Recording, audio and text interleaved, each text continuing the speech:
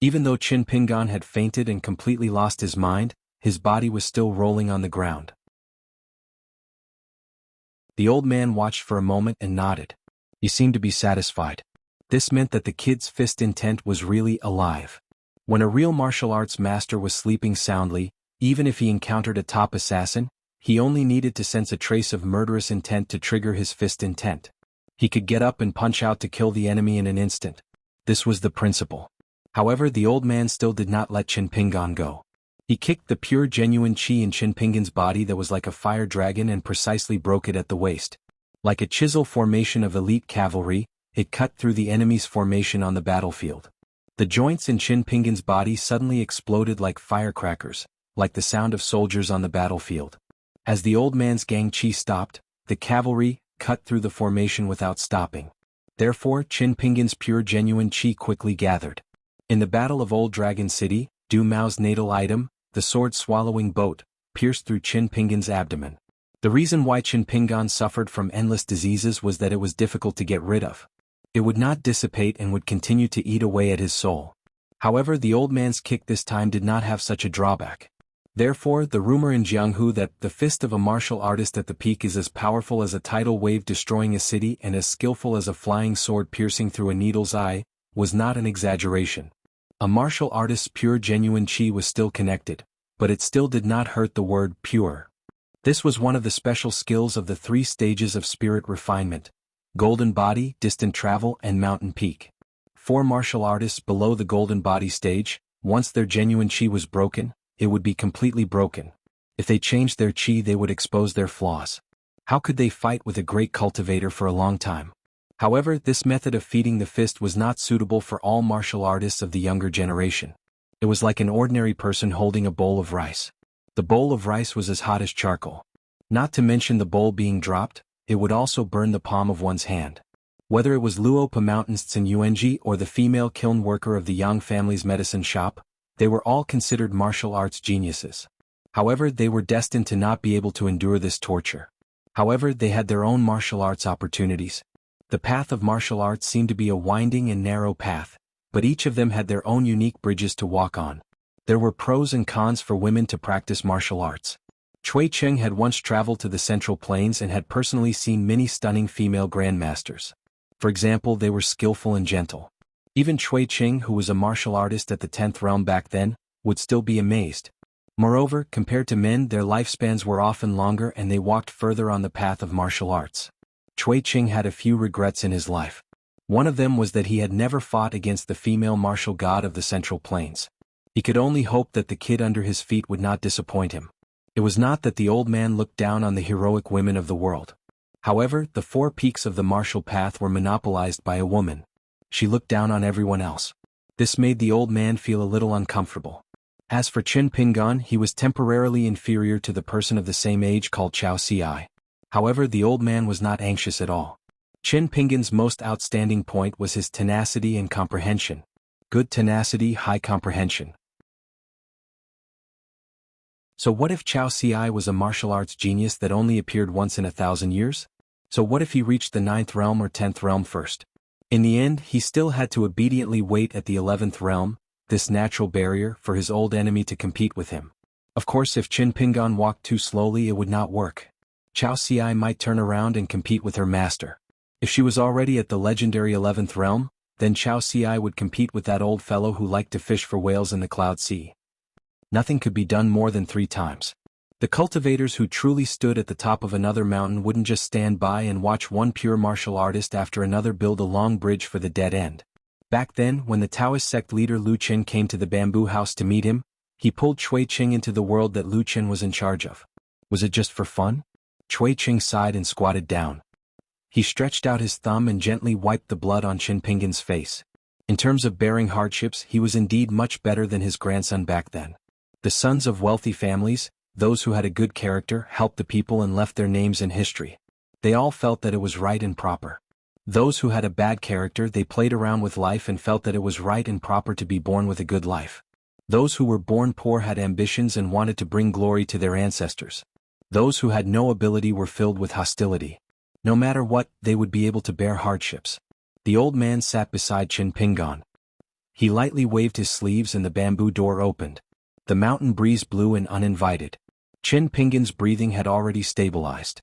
The recuperation of a pure martial artist was about sleeping like death. Chin Pingan had been lacking this in the book Slip Lake for all these years. In fact, in the eyes of the old man, Chin Pingan had been traveling for a few times and had always lacked the sense of sleepiness and calmness. Only when he practiced the sword furnace stance was it slightly better. Otherwise, if the bowstring was too tight and he was not beaten to death by people in Jianghu, his martial arts path would be filled with flaws. However, the old man still did not point it out. It was just like he did not point out the gift of the strongest martial arts fate in each realm of martial arts. Some obstacles had to be overcome by the young to understand the principles. Otherwise, even if the holy master sat in front of him and spat saliva everywhere, it might not be useful. Cui Qing looked into the distance and muttered to himself, but then again the aristocratic families also climbed up from the cold. It's just that the aristocratic families are afraid of the saying that a gentleman's grace for 5 generations will be beheaded. The poor families are afraid of the saying that dragons give birth to dragons and phoenixes give birth to phoenixes and rats give birth to children. Once Luopa Mountain has its own sect in the future, its troubles will be different from many aristocratic families and immortal mansions. It will not be a dispute over who is right or wrong, but who is more right.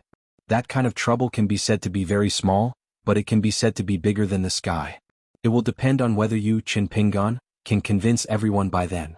That kind of tempering of the state of mind and the big mistake of facing the people close to you on the book Slip Lake are two different scenes. Cui Qing turned to look at the sleeping young man and smiled. It's a good thing to be afraid of death. You're still young, so don't die. There are great rivers and mountains. Just the vast world alone has 9 provinces. Kid, how many have you seen so far? The old man suddenly seemed to be in a good mood and laughed. Of course, I'll still win if I fight with a 5th realm. But it's inevitable that I'll have to take a lot of punches from you. In this way, even if I win, I'll lose. Where will I put my face? The old man laughed loudly. Little brat, so what if you've taken a few long trips? You're still too young. After laughing, the old man said in a low voice, it's time to break through. As long as you don't let that Chao Ci widen the gap of 2 realms, there will be a day in the future. Don't talk about getting back at him. As long as you catch up and surpass him, it won't be a problem for you to win 30 rounds. The old man suddenly looked a little gloomy. Although this kid's future achievements were worth looking forward to, when he thought that it would be an extremely long journey, the old man's mood became a little unhappy. He turned his head and looked at the sleeping guy. Unable to vent his anger, he waved his sleeve and scolded angrily, Sleep, sleep, sleep, are you a pig? Get up and practice your fist. Chin Pingan was blown away by that gust of wind and crashed into the wall. He woke up in a daze. Cui Qing had already stood up, his face gloomy. He took a step forward and stomped down heavily. Chin Pingan rolled to the side and barely dodged the kick. Cui Qing spoke out, when you are able to deal with a golden body realm martial artist calmly, and in a life and death battle when you don't lose too badly, then you can go down the mountain. After that, you can go to the central region of the Aquarius continent to meet your friends, or go to the North continent to wander around, it's up to you. But if you can't do it, then stay in this bamboo house and enjoy your life. Otherwise, you'll just be giving away your life to others. Chin Pingan shook his head. I can't die. Cui Qing asked, why? Just because you, Chin Pingan's life, is more precious than others? Chin Pingan said solemnly, because the senior who taught me fist techniques is named Cui Qing. The old man was startled, then nodded his head gently and said with gratification, that's not flattery just because of your beautiful words. If I don't give you a punch, then I'll be letting you down, Chin Pingan. The old man's figure and aura was like a mountain pressing down. Chin Pingan's vision turned black, and he fainted on the spot from the punch. The old man stomped down. Chin Pingan, who was paralyzed on the ground, jolted up, and woke up in the air, and the old man's kick came again. And without any suspense, he fainted again. The cycle repeated. Chin Pingan complained incessantly he was tired of dealing with it. But the old man was enjoying it. His clothes were tight and his attacks were loud. Naturally, it was not an ordinary Jianghu style. He pursued the saying in his family's fist manual, training without making a sound, sailing without oars. It was because Cui Qing's fist aura was too strong, and every time he punched out, it was too carefree. In the end, the old man swept Chin Pingan's neck with a whip kick. Chin Pingan spun a few times, and when he landed, he staggered a few steps, but his strength was not as strong as before, so he did not fall to the ground. Qin Pingan bent his body and took a few steps back. He did not slack off at all. He stared at the old man. He was beaten so badly, in fact both his fist stance and fist aura were shaking. But Qin Pingan's body had a vague meaning. He did not move at all, like an old monk in meditation. Cui Qing smiled. All right, that's enough for today. If you continue, your bones will fall apart. Qin Pingan did not move. Cui Qing nodded. That's right, you can take one less punch. Go downstairs yourself. Same rules, soak in the tub of medicinal water. Remember, unlike before, you can't let the water cool down. You can only leave when you can boil the medicinal water with your jinchi. Otherwise, just stay in the tub obediently and treat it as practicing duck diving. Wei Pai has already prepared the herbs. He went downstairs and asked the girl in pink to boil the water. Qin Pingan held his breath and walked out of the house, stumbling downstairs. When he walked down the stairs, he had to hold on to the railing. It was similar to when he burned charcoal in the mountains when he was young, and it was difficult to go down without getting tired. The girl in pink had already started boiling the water downstairs. Taking advantage of the break, Qin Pingan did not immediately return to the house on the first floor. Instead, he sat at the stone table by the cliff and practiced the sword furnace stance. When the girl in pink came to greet him, he stood up and went into the house. An hour later, Qin Pingan changed into a simple but elegant green robe, which was given to him by Wu Yi of Purple Sun Residence. The girl in pink familiarly busied herself and cleaned up the mess. Qin Pingan sat on a bamboo chair under the eaves, smiled and thanked her. The little girl smiled back as if doing these chores gave her a greater sense of accomplishment than cultivating and breaking through to the next realm. Qin Pingan hugged the back of his head with both hands, leaned back against the chair and stretched out his legs. So, not getting beaten up was the life of an immortal. In the distance, Zhu Lian brought the girl, Xin Yuanji, over slowly. Qin Pingan turned to look. Zhu Lian took a bamboo chair and sat at the side. Xin Yuanji stood behind the old immortal with her hands and legs tied. Zhu Lian smiled. Young master, is there a rule for Xin Yuanji to practice martial arts? Qin Pingan said helplessly, you can just lead her into the sect. It's up to you whether you want the title of master and disciple. Zhu Lian hurriedly shook his head and said, how can I do that? I'm good at fighting with my life, but I'm far from being as good as young master when it comes to teaching. Young master is young, but he already has the demeanor of a master, Xin Yuanji lamented in her heart. It was a pity that a hero like old immortal Zhu was reduced to being a servant to this young mountain lord. Qin Pingan asked softly, does Jing Dafeng have any ideas?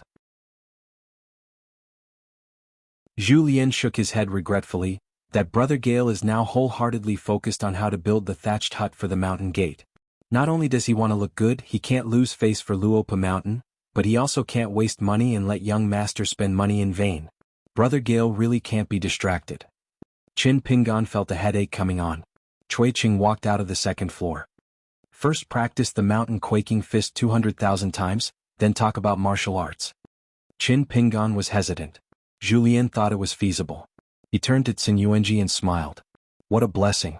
This boxing stance is a rare technique in the world. It's ingenious but it seems clumsy. It contains endless fist intent. Xin Yuanji, from today onwards, you must focus on practicing the stance over and over again. Zhu Lian turned his head and looked at Qin Pingan with a smile. Qin Pingan said, 6-step stance. What are you teaching? You can't. Zhu Lian said guiltily, no matter how upright this old servant stance is, it's not elegant enough. It's hard to avoid the suspicion of a duck walking. Who knows, it might cause Xin Yuanji to underestimate this peerless stance. Young master's stance is natural and unrestrained, like a spring breeze. Qin Pingan really couldn't stand this guy's flattery, so he roughly repeated Cui Cheng's words, but omitted the mention of the golden body stage and so on. Zhu Lian frowned bitterly, not saying a word. Qin Pingan held back his laughter. Zhu Lian took Xin Yuanji back home. On the way, Xin Yuanji found that the old immortal seemed to be in a heavy mood. At the Xin residence, the old immortal said that he was a 6th-level martial artist who was about to reach the golden body stage. He also said that he had hopes of reaching the 7th level in the future. Could it be that the tall old man who liked to hide in the bamboo house was a golden body stage grandmaster? Otherwise, he would be too shameless to say that he would kill the old immortal. Zhu Lian seriously taught Xin Yuanji the 6-step stance. After repeating it 3 times, Xin Yuanji was already very familiar with it. Zhu Lian only told her to work hard and quickly finish the 200,000 stances. She must be fast and steady. After that, he would practice for her 3 times a day and let Xin Yuanji watch from the side to avoid taking a wrong path. Sun Yuanji was full of fighting spirit and promised Zhu Lian that she wouldn't be lazy. Zhu Lian walked out of the courtyard with his hands behind his back. In fact, the first test for Sun Yuanji had quietly begun. It's just that the girl was unaware. The next step was to see how long it would take Sun Yuanji to finish the 200,000 stances and how long it would take for her to go from the form to the spirit. After the spirit, how much fist intent would she have? Or would she let go of the stance for the sake of speed and unknowingly take a shortcut? Cleverness may be the cause of her own cleverness. She had already reached the end of her own path of martial arts. When the time came, Sun Yuanji's martial arts practice, comprehension, tenacity, and temperament would all be revealed at a glance. Whether Sun Yuanji's future achievements would be the golden body stage that was already in the bag, the far travel stage that had some hope, or even the peak stage that originally had a very slim possibility, it would all depend on these 20 repetitions of the 6-step stance. This was probably the so-called 3 years old can see the old. All of this was just a few words from the barefoot old man. Zhu Lian actually didn't particularly want to get involved in Qin Pingan and the old man surnamed Chui's fists. It would delay him from going down the mountain to pick books, buy books, and collect books. In the next half hour, Zhu Lian was beaten half to death many times. Qin Pingan wasn't any better. But unlike Qin Pingan, who gritted his teeth and persevered, Zhu Lian, who didn't pay much attention at first, eventually became addicted to being beaten. He was indeed the martial madman from the lotus flower-blessed land who wanted to kill 9 people by himself. What happened next was beyond Cui Cheng's expectations. Zhu Lian, who was in the far travel stage, used various methods to provoke Cui Cheng, who was in the peak stage of the 10th realm. The result was just as Cui Cheng had said. Zhu Lian couldn't really kill Qin Pingan, but he could force him to kill him. In any case, with him watching from the side, there wouldn't be any mistakes. But when Zhu Lian put on the attitude of someone who wanted to die, someone who didn't hit him, could Cui Cheng really kill Zhu Lian? Didn't he still beat Zhu Lian half to death every time? These days were the happiest days of Qin Pingan's martial arts practice. Of course, when Zhu Lian sparred with him, he was really vicious and merciless. But every time Qin Pingan lay in a corner on the verge of death, watching Zhu Lian miserably being beaten by the old man, he immediately felt that he was actually considered lucky. But when Zhu Lian was enjoying himself to the fullest, that state of selflessness where he was on the verge of qigong deviation, and yet his state of mind was still clear and pure, really opened Qin Pingan's eyes. Presumably, Cui Cheng deliberately didn't let him faint every time he finished, and also had the intention of letting him watch the fight. If it wasn't for the great age gap and Zhu Lian's insistence on the distinction between master and servant, the two of them would really be brothers in hardship. Late one night, the two of them sat at the stone table. Zhu Lian glanced at the bamboo building, eager to try. With great difficulty, he restrained himself from cursing in that direction so that he could get a good beating. Qin Pingan was speechless. At most, he could be considered to be suffering, but this Zhu Lian was suffering to be truly blessed. Zhu Lian sighed emotionally. Old senior, when you were purely in the golden body realm, you beat me until I cried for my father and mother. Back then, young master was only in the 5 realms and forcefully withstood my golden body realm attack. Both senior and young master are truly rare geniuses in the world. Qin Pingan reminded, don't drag me into this. Zhu Lian suddenly said seriously, old senior, you have given a lot of thought. Qin Pingan nodded, you wanted me to know your attitude towards the matter of martial arts.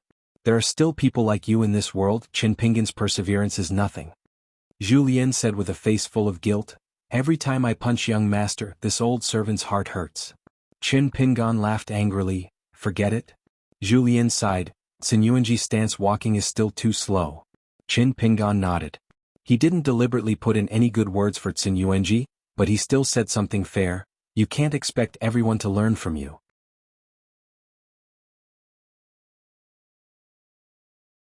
Qin Pingan sighed and pointed at Zhu Lian helplessly, indicating that he had nothing to say. There aren't many people in Luapa Mountain now, so there aren't many problems. As for some external affairs, young master has already taken care of the big ones. As for the small ones, such as giving gifts to the neighbors who helped young master every year to repay their kindness, Miss Ruan also set the rules back then. In addition to the 2 shops, when this old servant took over, it was just following the prescribed order.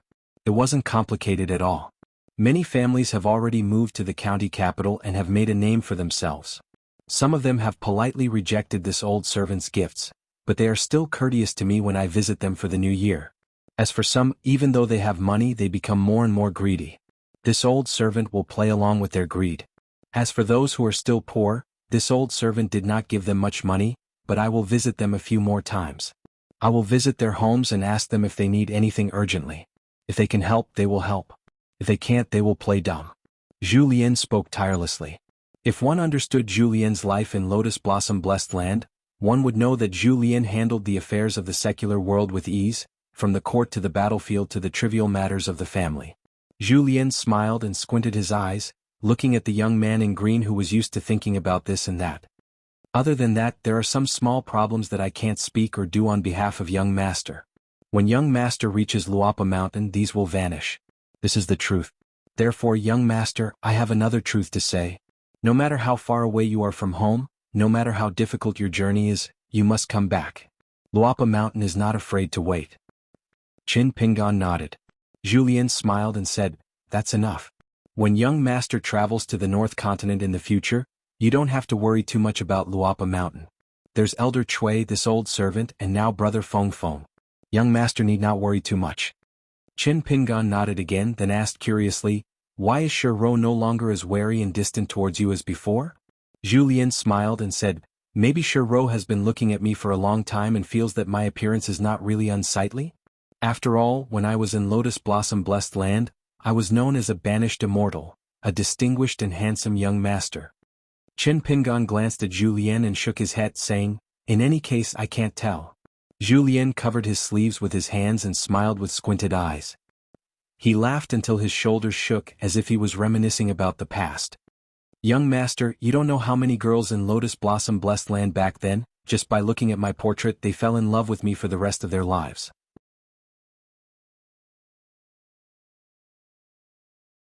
Luapa, the long fish back, the azure dawn peak, and the sword prayer platform that was located in the westernmost part of the mountains. There were a total of 6 mountains of different sizes that were all under Chin Pingan's name. Other than Chin Pingan, the old assistant minister who had both the imperial seal of Dali Imperial Court and the official seal of the Ministry of Rights, the Ruantong seal in Donggu's hand, and Wei Pai who took off the golden earring. After taking off the earring, Wei Pai used some kind of magic to turn it into a solid round seal. There were also 2 deputy mountain masters of the academy who were just there to join in the fun. One of them was a famous scholar of Dali in the literary world. It was said that many of the plaques and couplets in the Wenwu Temple of Longquan were written by this famous scholar. The other one was an acquaintance. The old Confucian of Huangting Kingdom who had entertained Chin Pingan and the others back then was actually an old flood dragon that had lived for countless years. He was also the father of the founder of Xiang Prefecture, Wu Yi. The governor of Longquan Prefecture, Wu Yuan, county magistrate Yuan, and supervisor Chao, 3 young officials were all present today. Beside Donggu stood a young man, mayor of the Xie family, Xie Ling from Peachleaf Alley. Logically speaking, even if Xie Ling was the disciple of Ruan Tong, he shouldn't have appeared here. However, his ancestor was too famous, the heavenly lord Xie Shi. Therefore, when Xie Ling appeared, most of the people present pretended not to see him. The old assistant minister even took the initiative to exchange some pleasantries with this young man. Xie Ling responded appropriately, neither arrogantly nor shyly. After chatting with the old assistant minister, the young man continued to remain silent. However, when the main character, Chin Pingan, finally appeared, Xie Ling took a few more glances at the guy from Mud Bottle Alley. Ma Kuxuan from Apricot Blossom Alley, Chin Pingan from Mud Bottle Alley. They were already very famous in the mountains of Longquan Prefecture.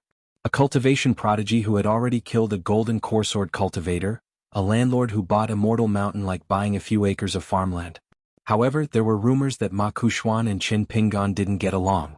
It was rumored that they had fought in the Immortal Tomb in the early years. Xie Ling was very curious, how did Chin Pingan survive? One had to know that Martial Mountain's Ma Kuxuan had always been the person he was chasing. And he, Xie Ling, not only had a powerful ancestor, he was also favored by sect master Lu Qinchin, who personally gave him a Linglong treasure pagoda that was close to an immortal weapon. Therefore, Xie Ling's gaze since he was young had always been looking at the peak of Treasure Bottle Continent. Occasionally he would lower his head to look at the people below. Actually, there was also Lu Xianyang. Back then he had profited from a disaster and survived. He was even brought to South Swirling Continent's Qin clan to study. His luck and future were very good, but after all the journey was long and the news was not smooth. Furthermore, in a short period of time, it would be very difficult for him to do well. In the cultivation of the 3 sects and 100 sects, the more orthodox one was, the harder it was to break through quickly. Although one could walk higher and further on the great Tao in the early stages, they were often inferior to the genius disciples of the unorthodox path, who would advance rapidly on the path of cultivation. As for the little fellow called Gukin from Book Lake, it was said that he was extremely dismal. He had even lost the descendant of the true dragon. It was estimated that his great Tao had collapsed. Back then there were 5 opportunities in Pearl Grotto Heaven. Gukin was the first of the 5 to lose the pitiful worm. As for the matters outside, Xiaoling was not very interested. Even if senior apprentice brother Dong Gu and senior apprentice sister Su Xiaoqiao said something, he would ignore it. Qin Pingan was wearing a green robe today. He had a white jade hairpin on his head, a sword nurturing gourd and a sword immortal on his back. In the eyes of ordinary people, the haggard look had subtracted some of the impression of inexperienced and incompetent. Standing among the crowd, even if he did not stand out, at least he would not be overshadowed by others. Even if Qin Pingan did not deliberately pursue anything, his tone was gentle and his expression was calm. He socialized with those people one by one. For example, he talked about the old days with Lao Jiao, the cliff stone carvings in Huangting country, and the food in Lao Jiao's residence in the forest. He told the great Confucian of the academy that he had once read the works, and that he would pay a visit to the academy in the future to ask for advice. The old assistant minister looked at all of this with a smile. He was considered a third-grade high official in the center of the imperial court. He was noble and had real power. Of course, the old man had an impression of Qin Pingan. The first time they met was at St. Ruan's sword-forging shop. The shabby young man was standing beside Ruan Xiu. Both of them were friends and neither of them felt awkward. The old assistant minister, who had cultivated a pair of sharp eyes in the officialdom, remembered Qin Pingan at that time. Wei Pai stood beside Qin Pingan throughout the day. Even Dong Gu of the Dragon Spring Swordsmanship sect, who looked like a man of few words, took the initiative to chat with Qin Pingan. The matter of signing the contract was originally not complicated. Probably because there was a scribe from the imperial court named Pen Sticker on the side, and Wei Ba and Ruan Cheng were participating in this event. The assistant minister of the Ministry of Rites added a few more steps to make it seem more grand. Of course, it had to conform to the Great Li's etiquette. From the beginning to the end there were no twists and turns. The group chatted happily and there was no banquet to celebrate. After all, they were in Linlu Academy. As the assistant minister of the Ministry of Rites of Dali, he was busy with work. This year he was in charge of the local evaluation of officials in Dali. Therefore he was about to go to Oxhorn Mountain. He took the ferry back to the capital and left first. In the end, Qin Pingan and Wei Pai stood in a pavilion used for sightseeing in Linlu Academy. Qin Pingan did not ask about Gao Xian. It was inappropriate.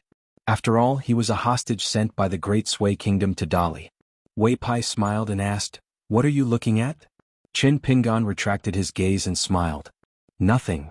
Standing in this new and magnificent Linlu Academy, looking at the old school that no one taught and no one read, one could only vaguely see the outline of the town. It was not clear at all.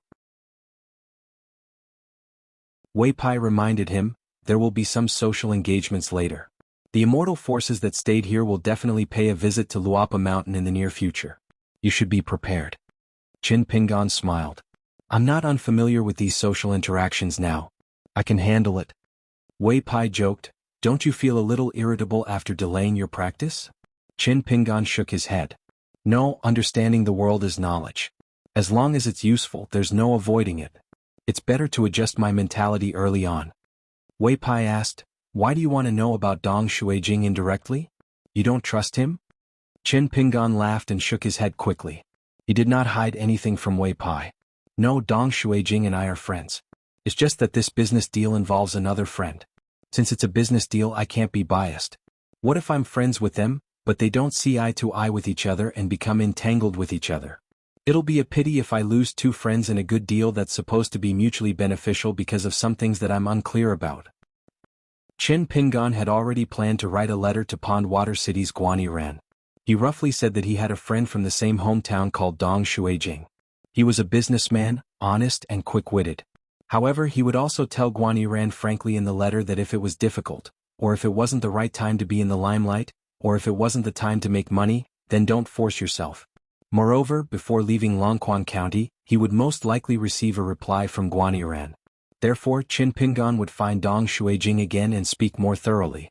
Even if some of the words might not be pleasant to hear, he still had to say what he should say. Qin Pingan sighed ruefully. I've suffered in this kind of matter before. Wei Pai nodded. Qin Pingan had roughly told him about Wine Thunder Gardens Lu Baqiao and Old Dragon City's Sun Jiashu.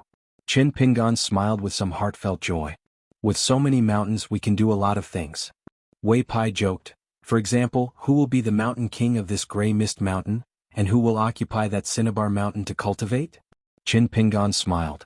Just thinking about it makes me happy. Wei Pai didn't say anything. The mountains were all properties under Qin Pingan's name.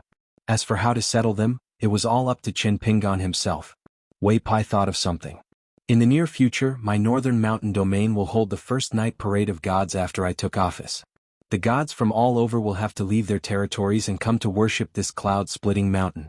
If you're interested, I can bring you to Cloud-Splitting Mountain when the time comes. Qin Pingan had carefully flipped through the immortal book of Hanging Mountain and knew the origin of this matter. The mountain gods of various countries had revered statuses.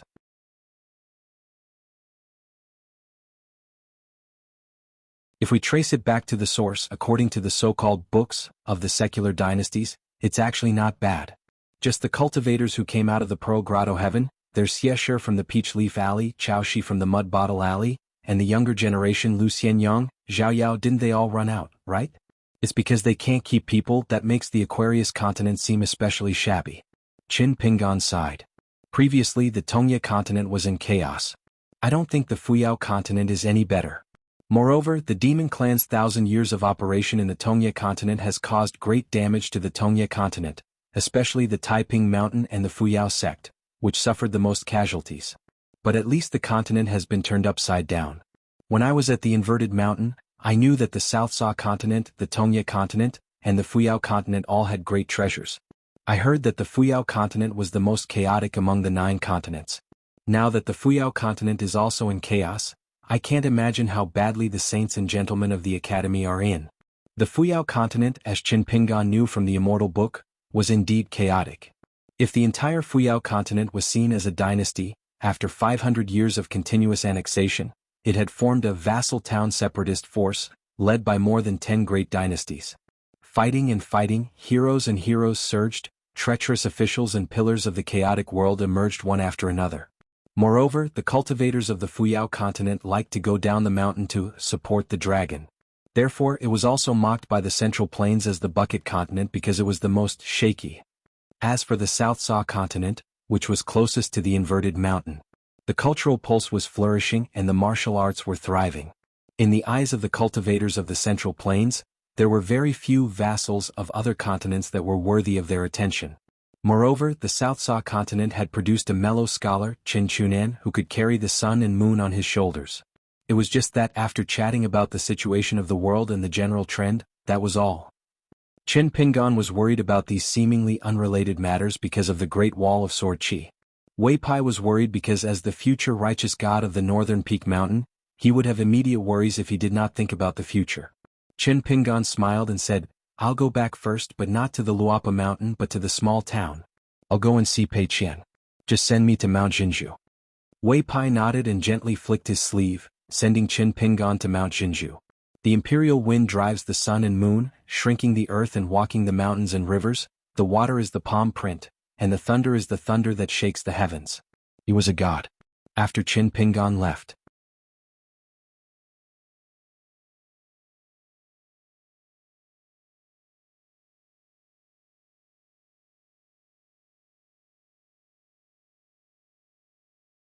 he is gone just like that, causing his wife and son to suffer for so many years. In the end, the old woman patted Qin Pingan's hand lightly. Don't blame your father. Just take it that you and your mother owed him in your previous life. It's good that you have paid off your old debts in this life. It's a good thing. Maybe you will be reunited in your next life and enjoy life together.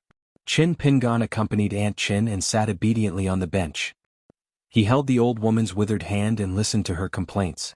He did not dare to retort. Pei Qian took a small stool and sat not far away. He gently nibbled on melon seeds and quietly looked at his master who was a little unfamiliar to him. Pei Qian learned the languages of various places very quickly.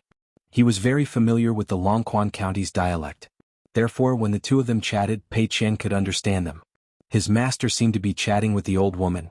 He was both sad and happy. Moreover, Pei Qian felt that it was very strange. His master was such an amazing person. No matter who he met, he would almost never be so respectful. It was as if no matter what the long-winded old woman said, it was always right. Master would listen to it and keep every word in his heart. Moreover, his master's current state of mind was very peaceful. Actually, before his master went down the mountain and came to the shop, Pei Qian felt that she had suffered a great grievance. It was just that her master wanted to practice his fist at Luopa Mountain, so she did not want to disturb him. Therefore she stayed at the shop and stepped on the small stool in a daze. She was always depressed and could not raise the slightest bit of spirit to go out and wander around like before. When she thought of the few big white geese in the small town bullying passers-by again, Pei Qian became even angrier. Because a few days ago she heard a lot of gossips in the small town. Actually, a few years ago Pei Qian also heard it. It was just bits and pieces. At that time, Pei Qian felt that she was a Jianghu person and should be more magnanimous. Therefore she did not teach them a lesson on the spot. She only secretly recorded it in a small account book and secretly hid it at the bottom of a small bamboo box. Which day, which bastard, grandson, old woman, and what kind of words she heard. However, after her master returned to Luopa Mountain, there were especially many bad words recently. There were many idle men who were full but did not die from eating too much. There were also people who were about the same age as her master and some gossipy women who gathered at the corners of the streets and alleys and gossiped together. Most of them were old affairs that happened in Mud Bottle Alley and some rumors about Qin Pingan being an apprentice of the Dragon Kiln. They liked to joke about the pitiful things that happened to Qin Pingan when he was young. This was not too much. There were also some more disgusting words. They took out her master's friend Lu Xianyang, the neighbor Song Jisin and the servant girl GQ, as well as Gukan's mother, the widow, and even Ruan Xiu's sister to make up stories. For example, her master relied on fawning on Ruan Xiu to achieve today's glory. They also said that he had an affair with Gukan's mother, so he often helped the widow and often borrowed money from Song Jisin and did not pay it back. It was too much. Pei Qian firmly remembered it. Every time she returned to the shop, behind Shi Ro's back, she took out the account book at the bottom of the box. When she started writing she gnashed her teeth so the ink was especially heavy. If her master was not in Luopa Mountain now, Pei Qian would have already taken action, no matter if she was a little kid or an old woman who was dozens of years old.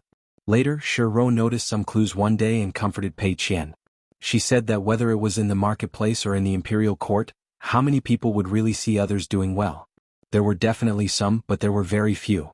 When they met you face to face they would flatter you and say good things about you. Then they would turn around and gossip behind your back. This was a very normal thing. As a result, Pei Qian retorted, saying that he did not care, but saying bad things about his master no. Shi Ro felt that it was tricky. She was really afraid that Pei Qian would not be able to hold back one day and hurt someone. Therefore, when Qin Pingan came to the shop this time she actually wanted to talk about this matter. However, Pei Qian was sticking to her master, so Shi Ro did not have a chance to speak for the time being.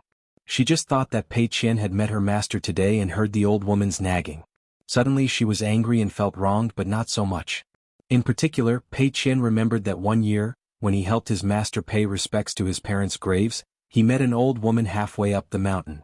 When Pei Qian looked back, the old woman seemed to be standing at the grave of his master's parents. She was bending down to put a plate of glutinous rice cake and smoked tofu in front of the grave. Pei Qian chewed on melon seeds and grinned. He would not tell his master about this troublesome matter. Also, he would smile more often to this old woman who would have to call his master Auntie Qin in the future. After leaving the straw shop, Qin Pingan did not directly send Pei Qian back to the shop. Instead he took Pei Qian to go shopping. They walked up the stairs of Dragon Rider Alley and then took a detour through the streets and alleys to Lu Xianyang's ancestral home. After opening the door, Qin Pingan picked up the broom and began to clean. Pei Qian was no stranger to this place. When they parted in Red Candle Town, her master had given her a bunch of keys including this place. Every now and then she would come here with the girl in pink to clean this place. When they parted that time, her master had specially instructed her not to touch anything in the house. At that time she was still a little sad, so she asked the girl in pink if she had told her master that. The girl in pink hesitated and Pei Qian knew that she had not. She squatted on the threshold and felt melancholic for a long time, letting the girl in pink work alone. Pei Qian said that she looked at the almanac and that she did not have the strength today. Today was different. When her master was sweeping the floor, she did not need to look at the almanac to know that she was full of strength today. She ran to the kitchen and took a bucket and a rag. She scooped some water from the water tank that still had some water left and helped to clean the tables, stools and windows in the house. Chen Pingan laughed and told Pei Qian many stories. In the early years, how he went up the mountain and into the water with Lu Xianyang, how they set traps to catch wild animals, made slingshots, made bows and arrows, caught fish, caught birds and caught snakes. There were many interesting stories. When Chen Pingan did not speak, Pei Qian had nothing to do. She would recite something like the rules of the village and the ancestral teachings of the family. It was so catchy that even Chen Pingan did not know where she learned it from and recited it. When the rooster crows, sweep the courtyard and make it clean inside and outside. Lock the door and personally inspect the house. 3 provinces of gentleman and son. Every porridge and meal is not easy to come by. The quality of the utensils is clean and the jar is better than gold and jade. Do not think of the kindness that is given, do not forget the kindness that is received. Follow the rules and listen to the heavens. Chen Pingan listened to her recitation and did not ask much. He just looked at Pei Qian, who was working and shaking her head. Chen Pingan's face was full of smiles. After finishing, the two of them sat together on the threshold to rest. Pei Qian asked, "Master, your relationship with Lu Xianyang is so good?" Chen Pingan nodded and said, "Of course. Master was Lu Xianyang's little follower back then. Later there was a little slug who was a burden behind Master. The 3 of us had the best relationship back then." Pei Qian turned to look at her master, who had lost a lot of weight. She hesitated for a long time and asked softly, "Master, I mean if someone said bad things about you, would you be angry?" Chen Pingan smiled and said, "If someone said bad things about me to my face, I would not be angry. Someone said bad things about me behind my back. I would not be angry." Pei Qian wondered, "Master, didn't they say that even a clay bodhisattva has some anger? Why are you not angry?" Chen Pingan patted Pei Qian's little head, "Because it's useless to be angry." Pei Qian handed a handful of melon seeds to her master. After Chen Pingan took it, the master and disciple ate the melon seeds together. Pei Qian said sullenly, "Then we'll just let others say bad things? Master, this is not right." Chen Pingan sat there lazily eating melon seeds. He looked forward and smiled. "Do you want to hear a big reason or a small reason?" Pei Qian smiled and said, "I want to hear both." Chen Pingan nodded and said, "Then let's talk about a big reason first. It's not only for you to hear but also for me to hear. So it's okay if you don't understand for the time being. How should I put it? What we say and do every day, is it really just a few words and a few things?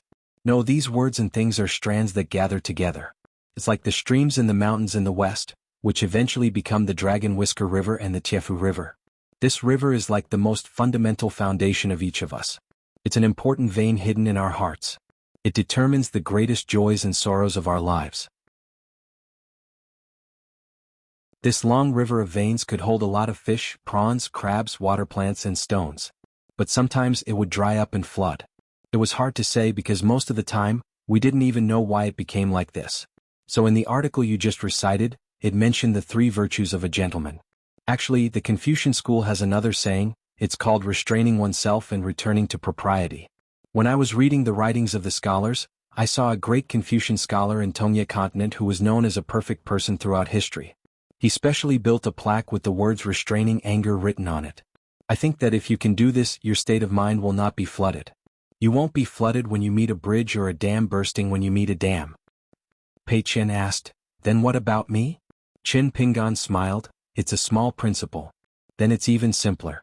When you're poor, when you're being criticized, you can only endure. You can't help but criticize others behind their backs. It's fine as long as you don't break them. If your family is rich and you're living a good life, others will be jealous. Why can't you let them say a few words? When you return home, the family that's living a good life will be criticized by others.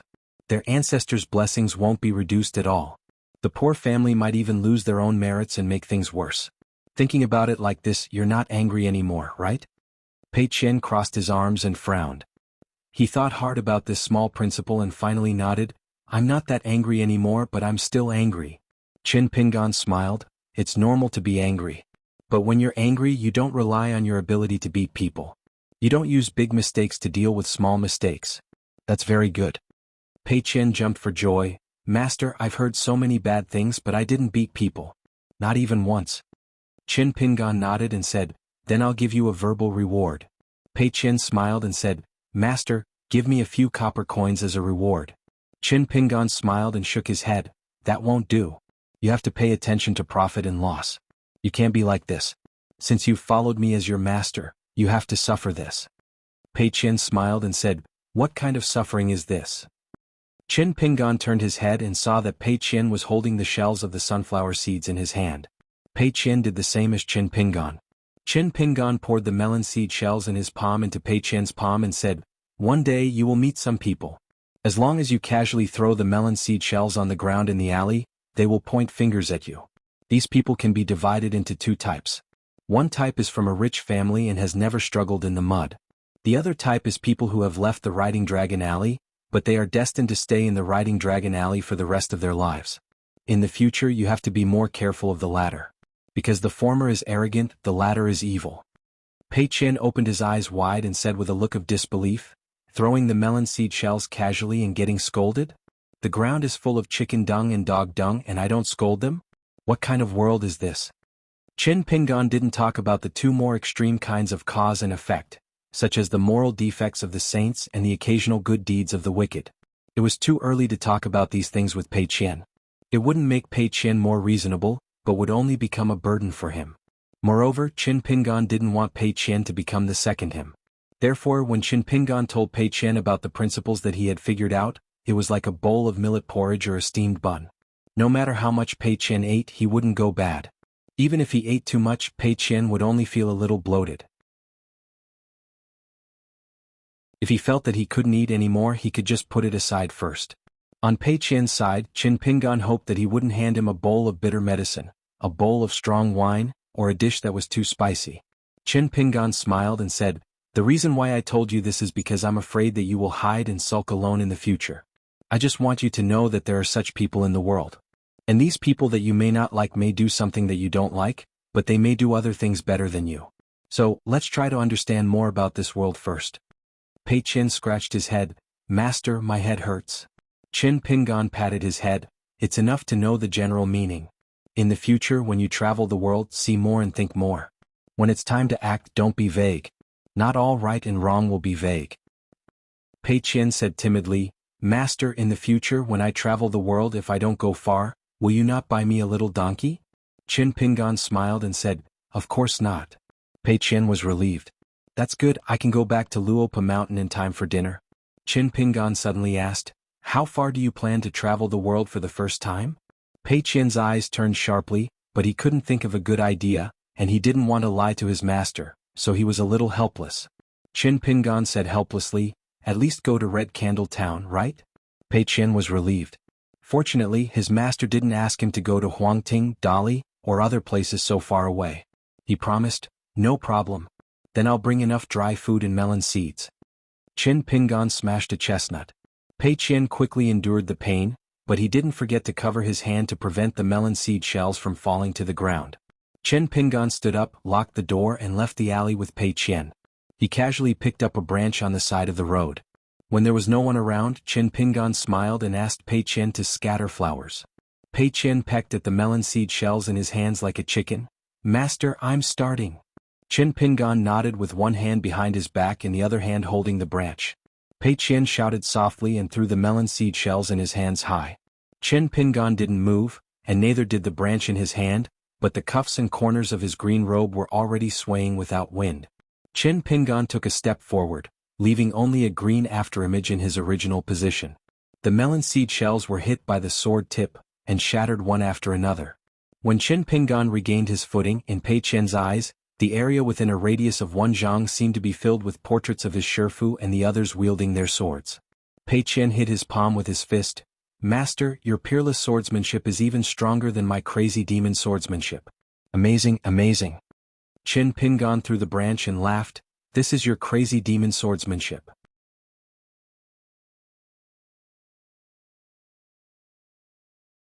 The towering statue in the martial temple in the small town seemed to be struggling to suppress it, trying to prevent its golden body from leaving the statue to worship someone. It was against the rules. It was against the will. However, inside the martial temple, a dense martial arts fate poured down like a waterfall, filling the air with mist. Strange things also happened to the statue in the Confucian Temple in Old Porcelain Mountain. If the saints in the Martial Temple in Longquan Commandery were shocked and unwilling to accept it, the saints in the Confucian Temple who sensed it were even more horrified and confused. Almost at the same time, some people left the peak of the Cloud Mountain and the Luapa Mountain. Some people left their houses and went to the railing. Wei Pai instantly appeared beside the barefoot old man. Wei Pai was also puzzled. He asked softly, "What's this?"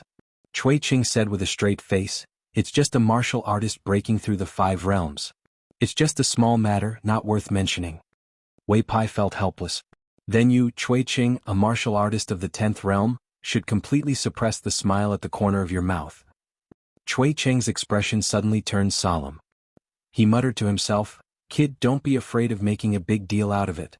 Whether you're a martial artist or a sword cultivator, no matter how reasonable you are, you should at least have some dignity, right?"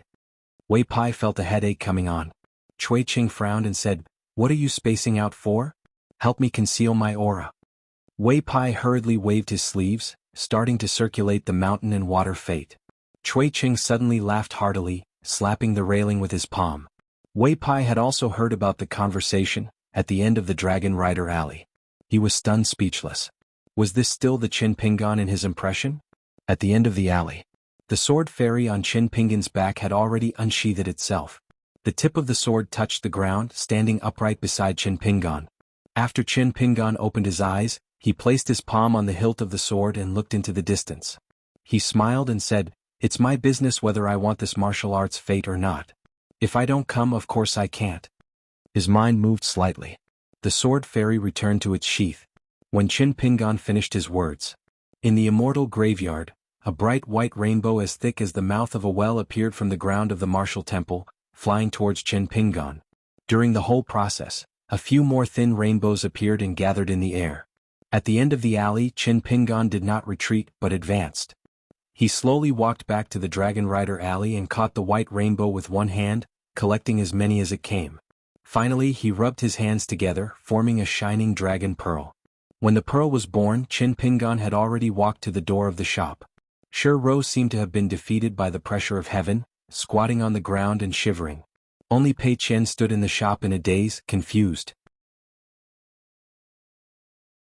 Qin Pingan stepped over the threshold, holding the shining pearl that was slowly rotating in his palm. He walked to Pei Qian, bent down and smiled, "Catch it." Pei Qian stretched out her hands. Her eyes were as bright as the sun and moon of a blessed land. Qin Pingan put the pearl made of martial arts fate in Pei Qian's palm, and it disappeared in a flash. The world returned to silence. Pei Qian suddenly burped and said in a daze, "Master, what is this?" Qin Pingan smiled, "One of your principles." Pei Qian wiped his mouth, patted his belly and said with a bright smile, "Master, it's delicious. Do you have more?" Qin Pingan bent down again, pulled Pei Qian's ear and asked with a smile, "What do you think?" Pei Qian smiled, "You can have more. If you don't, it doesn't matter." Qin Pingan was about to speak, but he seemed to be pulled by someone and disappeared. He came to the bamboo house of Luopa Mountain and saw the old man and Wei Pai standing there.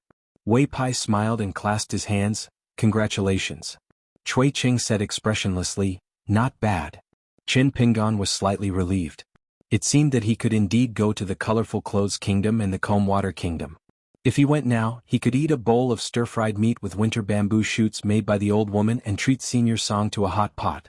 However, before Qin Pingan could be happy for long, the old man had already turned and walked into the house saying, "Come in. I'll let you, a great grandmaster of the 6th realm, see the glory of the 10th realm. Now that you've seen it, it won't be too late to leave when you can get out of bed and walk." Wei Pai ran away without saying anything. Only a sorrowful Qin Pingan was left. Pei Qian actually didn't understand what had happened. When her master came and left for no reason, she put her hands behind her back and walked behind the counter. Looking at the female ghost who was still squatting on the ground, Pei Qian jumped onto a small stool. Feeling bored, she took out a yellow paper talisman from her sleeve and slapped it on her forehead. Then she turned to Shi Rou and said, "Coward."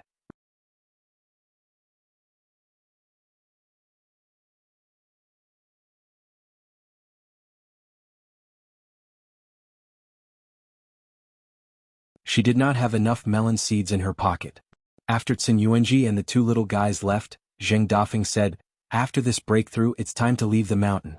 It's good to be young. No matter how busy you are, you don't feel tired. Julien smiled. Brother Dafeng is young and handsome. He just lacks a wife. Zheng Dafeng stretched out his hand and gestured twice. Brother Zhu, don't say such things. It's easy to make people hate you. I think you two have contributed a lot to Qin Pingan's eagerness to travel. Wei Pai stood up with a smile. I have to get busy with the banquet. In another 10 days, it will be noisy and troublesome. The courtyard returned to silence. Julien began to tidy up the chessboard. Zheng Dafeng sat in Wei Pai's original position and helped to put the pieces back into the chessboard jar. Julien said, Guess after my young master breaks through, will he talk to you? If he does, how will he start? Zheng Dafeng said, He will most likely go to the foot of the mountain to find me. He wants to ease my mind so that I won't feel awkward. But he probably won't talk much. He will probably just drink with me. Actually, I hope that this kid won't look for me. How many people do you think there are on Luapa Mountain now? If he works so hard, when there are more people in the future and he has a mountain sect, will he be able to take care of everything? Will he still cultivate? Brother Zhu, you are the best at persuading people. If you have the chance, you should find Qin Pingan and have a heart-to-heart talk. Julien tidied up the chess pieces and said sadly, It's difficult. Zheng Dafeng said for no reason, Wei Pai plays chess. He has a good sense of propriety. Julien grunted and did not say anything more. Zheng Dafeng said gloatingly, Now that Qin Pingan has broken through, that arrogant junior sister of mine in the medicine shop is probably going to suffer again. Julien smiled and said with some regret, Sun Yuanji won't be much better. Zheng Dafeng said sneakily, If Qin Pingan really said that at the cloud-padding mountain, then the Xie family's mayor will be the worst. Julien nodded and said, In the Lotus Blossom blessed land, there are a few men in the larger Jianghu sects who were not hurt by their senior and junior apprentice sisters when they were young. It seems that the vast world is not much different. Zheng Dafeng did not know why, but he thought of the dusty medicine shop in Old Dragon City. There he spent his time flipping through books and basking in the sun. Holding the back of his head with both hands, Zheng Dafeng thought of a certain innocent girl who drank a large jar of medicinal wine. It was extremely bitter, but she could not help but drink it. But in the end, when he thought of the girl who often wandered in front of his eyes, Zheng Dafeng was so scared that he shivered. He swallowed and put his hands together as if he was apologizing to someone. He said silently, Miss, you are a good girl, but I, Zheng Dafeng, really do not have the fortune to enjoy it. Julien looked at the bamboo house. Zheng Dafeng asked, How about a bet? Did Qin Pingan walk out horizontally or vertically? Julien smiled and said, My young master's martial arts are unparalleled, wise and powerful. Of course he walked out horizontally. Zheng Dafeng said helplessly, Then what's the point of betting? But in the end, out of Julien and Zheng Dafeng's expectations, Qin Pingan walked out of the bamboo house unscathed. Then Qin Pingan sat at the stone table by the cliff for the whole night. It was not until dawn that he went back to the first floor and slept soundly. For the next 2 days, Julien continued to enjoy life on the second floor. Qin Pingan really went to find Zheng Dafeng but did not see him. After a little hesitation, Qin Pingan returned to the mountain. Then, at the sword room of the Oxhorn Mountain Ferry, one after another, messages for Qin Pingan were received by flying swords. First, there was Lu Jimao's reply from the Verdant Canyon Island, saying that Hong Su of the Chunting Mansion was no longer a female official in the mansion and had returned to the Zhuxian Mansion as a gatekeeper.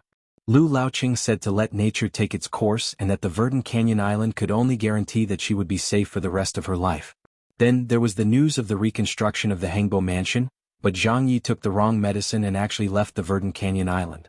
He only asked for a low-grade offering jade tablet, an immortal's secret manual, and a transcendent artifact. Then he ran off to a small, nameless sect in the Yulua Mountains, changing his name and becoming a guest elder. In the end, Lu Jimao gave Qin Pingan 2 choices. He had promised that if he survived this crisis, he would give him a great gift. So, Qin Pingan could either wait for him and have someone bring the gift to the Longquan County, or he could simply settle the 2 debts he owed the Verdant Canyon Island's secret storehouse. Qin Pingan's reply was concise and to the point. It was 3 words, We're done. Qin Pingan did not ask about the fate of Lord Tianhu and the others from the White Scale Island. The second letter was from Lu Zhongruan of the Pearl Hairpin Island. She told Qin Pingan a secret. The old granny of the Gold Core Earth Immortal had a decaying gold core and was only holding on with her last breath. Her heart had been stretched taut for too long.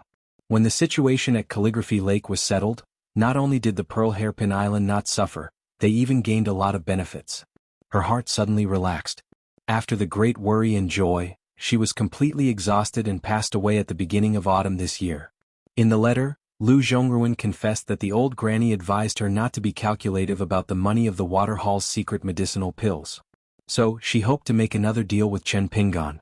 Pearl Hairpin Island also wanted to learn from the high and mighty Jade Gui sect and migrate some of their cultivators and disciples to the northernmost Longquan county of the Dali dynasty. There they could stay away from trouble and cultivate in peace. So, whether Chen Pinggan wanted to rent a piece of land with good feng shui or sell it to the Pearl Hairpin Island, he could name a price. Even if she had to sell everything, she would still agree to it. She would definitely give Chen Pinggan a copper coin less. Chen Pinggan's reply was also very straightforward. He said that he would not sell the mountain but he could rent it. However, even if she immediately set off for Dali after receiving the letter, he would most likely have left the Longquan county by then. She only needed to find a person named Zhu Lian in the Luapa mountain to discuss this matter. Gukan also sent a letter.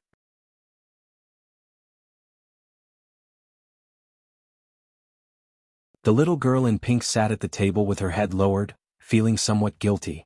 The little boy in green casually sat opposite Chen Pinggan and asked with a smile, "Master, what do you think of my new name?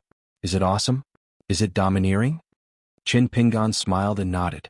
"It's very good." Then he turned his head and said to the little girl in pink, "Yours is also very good." Only then did the little girl in pink raise her head and smile bashfully. The reason why she chose this name was because she hoped that her relationship with her master would remain as good as it was for a long time, just like when they first met. However, Pei Qian was not satisfied with the two fellows acting on their own accord. He grumbled, "Master, every family has its own rules. I feel that they need to be taught a lesson. Forget it, let's not talk about Qin Chujian. She's silly and can be pardoned. But master, you don't know this fellow Qin Lingjun. When he goes to the shop in town, he can't wait to carve his name on the tables and stools." The little boy in green crossed his arms. "With such a bright name, if you didn't stop him as long as he filled the shop with my name, I guarantee that his business will be booming and he'll be rich." Chen Pinggan laughed angrily. "Don't give me any more trouble." The little boy in green suddenly became listless. Chen Pinggan thought for a moment. Is it because some of the mountain and river deities of Huangting country will also be participating in this night banquet? The little boy in green grunted and spread out his arms, sprawling on the table. The little girl in pink wanted to say something but hesitated. In the end, she still accompanied Pei Qian to eat melon seeds. Chen Pinggan said, "I'll inform Wei Pai later and ask you to go to Mount Cloudy and stay by his side to participate in this banquet." The little boy in green raised his head and asked in confusion, "Why do you want to waste such a favor? Even if I pretend to be a hero, it's not real. As long as someone asks me to do something, I'll be exposed immediately." Chen Pinggan smiled. "I have my own plans. I can let you be in the limelight without worrying. All you have to do is drink." The little boy in green did not believe him. "You're not lying to me?" Chen Pinggan reached out and grabbed a handful of melon seeds. "Forget it if you don't believe me." The little boy in green jumped up and went behind Chen Pinggan. He smiled mischievously. "Master, are your shoulders sore?" Chen Pinggan replied, "My shoulders aren't sore but my head hurts." The green-robed little boy withdrew his hand resentfully. It was rare for him to be embarrassed. He casually found an excuse and went to look for the black snake to have fun. He glorified it by saying that he was helping his master to patrol the new mountains. Pei Qian turned to look at the back view of the little boy in green and sighed. What a child. The little girl in pink had just curled her lips when Pei Qian glared at her, causing her face to tense up. Chen Pinggan smiled. Why are they both surnamed Chen? Whose idea was it? The little girl in pink pointed in the direction that the little boy in green had left. Chen Pinggan was surprised. The little girl in pink asked with a smile, "Master, what were you planning to name us? Can you tell us?" Pei Qian interrupted, "You'll be called Little Muddle Ball and he'll be Big Silly Ball. That's how it is." Chen Pinggan flicked a sunflower seed and it hit Pei Qian's forehead. While Pei Qian was rubbing his forehead, Chen Pinggan smiled and narrowed his eyes. He slowly said, "I originally planned to name him Jing Qing. Qing means clear and green means green. He likes to wear green clothes and he likes water. Since water is clear, I picked a line from a poem and that's how he got this name. I took it from the line Jing Yu Chu, refreshing the air. I think this line is a good omen and it can be considered somewhat cultured. You, on the other hand, are called Warm Tree, which comes from the phrase warm rhythm hidden urge, deep valley harmony, yellow oriole fluttering, suddenly moving fragrant tree. Two people, two lines. Both of them take a line from the beginning to the end and end well from the beginning to the end. The little girl in pink was about to cry. She seemed to think that her master's name was better. Chin Pingan consoled her hurriedly, "Your current names are even better." The little girl in pink stood up without a word. She bowed to Chin Pingan and left. She must have gone to her residence to cry secretly. Chin Pingan raised his hand and tried to persuade her to stay, but he was unable to do so. Chin Pingan glared at Pei Qian, who was eating sunflower seeds without a care in the world. "Why aren't you following her?" Pei Qian nodded and chased after the little girl in pink who wished her name was Chin Wan Shu. Chin Pingan sighed. If he had known this would happen, he would not have shown off his pitiful talent. Chin Pingan clapped his hands and stood up. He was prepared to go to Cloud-Splitting Mountain and tell Wei Pai about the little boy in green. He had to show some sincerity when he was asking for help. Moreover, he wanted to walk around Linlu Academy and see if he could, coincidentally, bump into Gao Xian. However, a cool breeze brushed past his face. A person in white was already standing beside Chin Pingan. This uninvited guest sat down on a stone bench and began eating sunflower seeds. This could be considered as birds of a feather flocking together. Chin Pingan joked, "You have to refine that thing and are busy with the night banquet. Yet you still come to my place every day. Do you really think Luapa Mountain is your home?" Wei Pai waved his hand. "It's not a problem. I'm different from you. You're busy when you can, but I'm not busy when I can." Before Chin Pingan could speak, Wei Pai said, "Leave Chin Lingjuan's matter to me." Chin Pingan said, "Thanks." Wei Pai smiled playfully. Chin Pingan smiled. "I'm just being polite with you." Wei Pai asked, "When are we leaving?" Chin Pingan felt a little regretful. "We really can't delay any longer. We can only miss this night banquet." Wei Pai said indifferently, "It doesn't matter.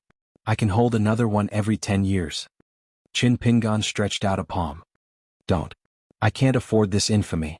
For this kind of banquet, not only did the Dali Imperial Court mobilize a large number of people, but they also had to prepare gifts out of their own pockets. If even the slightest bit of news is leaked out, I can forget about staying in Longquan County in the future. Wei Pai shook his head and said, "It has nothing to do with you." Chin Pingan looked at Wei Pai. Wei Pai nodded slightly. Chin Pingan did not say anything else, because this meant that Wei Pai could successfully refine that glazed golden body fragment within 10 years. Wei Pai could rely on this opportunity to have a chance to ascend to the upper 5 realms. With just the word "have a chance," he could steadily suppress the 5 Dali mountain gods from before in terms of momentum. At that time he would be even more justified. The Dali court and the people on the mountain would naturally not have the slightest objection. The mountain gods ruled over the mountains and rivers of the land. They were originally similar to a saint overseeing a small world. They could naturally ascend to a higher realm. If Wei Pai really broke through the bottleneck and ascended to the unpolished Jade realm, the significance and far-reaching impact would be even more immeasurable. Chin Pingan felt that apart from the rare glazed golden body fragment, Wei Pai being able to untie the knot in his heart, or some kind of new expectation, was also very important.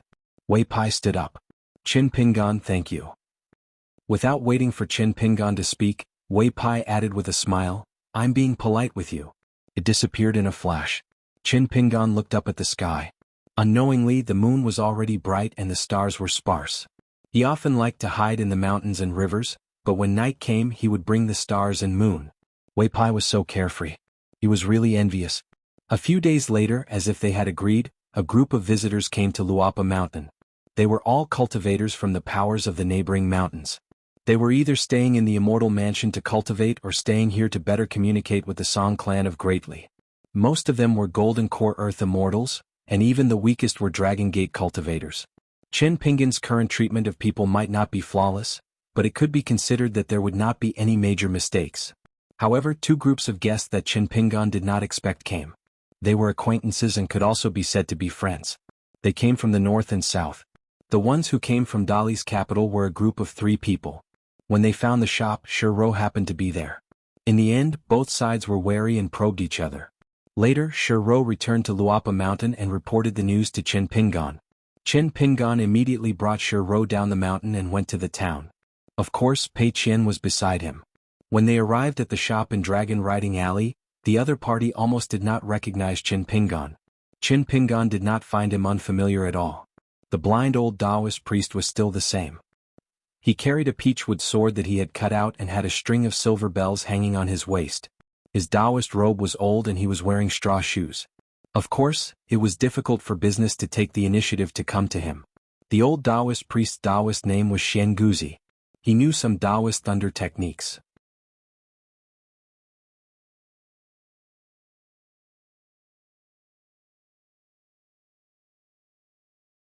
Of course, it is also possible that Master is wrong, so Master will let Wei Pai keep an eye on them. If the other side really has some unspeakable difficulties and can't speak, or if they really encounter an insurmountable obstacle and don't want to implicate me at that time, Master will send you to invite them back. Pei Qian nodded. It was not important whether she understood or not. Anyway, Master was always right. However, she was puzzled and asked, why did Master deliberately talk to them about Sister Xiuxiu? Qin Pingan smiled and said, Master still hopes that they can stay. Pei Qian was confused. She tried her best to think about this troublesome matter, but still could not understand the twists and turns inside. In the end, she sighed and stopped thinking about it. She had flipped through the almanac today, so it was not good to use her brain.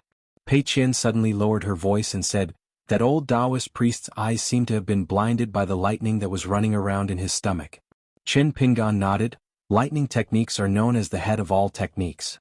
However, in our Aquarius continent, other than the Divine Grandeur sect and a few great immortal sects, the so-called 5 lightning techniques are all unorthodox techniques and belong to a very fragmented inheritance. Therefore, cultivating this technique will result in a backlash. After a long time, perhaps one's vitality will wither away, the Tao will collapse, or one's sword will go astray, using a certain aperture as a place to eliminate the disaster. For example, eyes will be blinded, intestines will rot, life source items will be corroded, and there are many other reasons. Pei Qian was speechless. Qin Pingan said, cultivation is not all about enjoying life. Pei Qian nodded vigorously, that's why I don't cultivate, I only practice martial arts. Qin Pingan pulled her ear. Pei Qian wailed, Master, I will definitely be more diligent in my stance walking. I will suffer more. Qin Pingan then brought Pei Qian to the old school. Qin Pingan stood outside the window. Pei Qian stood on tiptoe and rested her head on the windowsill, looking inside. Qin Pingan asked, what do you think? Do you want to go to the school opened by the Qin clan in Dragontail Creek? Pei Qian didn't move an inch. He said sullenly, if Master wants me to go, then I'll go. Anyway, I won't be bullied by others. No one will call me charcoal or complain that I'm short. Qin Pingan did not know whether to laugh or cry. He said gently, if you really don't want to go, then you can study with Zhu Lian on the mountain. Jing Dafeng is also fine. In fact, Jing Dafeng is very knowledgeable. But I suggest that whether you like it now or not, you should go to the school for a while. Maybe you won't be able to leave at that time. But if you still feel uncomfortable at that time, you can go back to Luapa Mountain. Pei Qian asked, is it wrong for me to go to the school to learn how to use swords? Qin Pingan shook his head and said, no, you have to look like a student when you study. There was no room for discussion. As a master, no matter how much he doted on Pei Qian, the rules must be followed.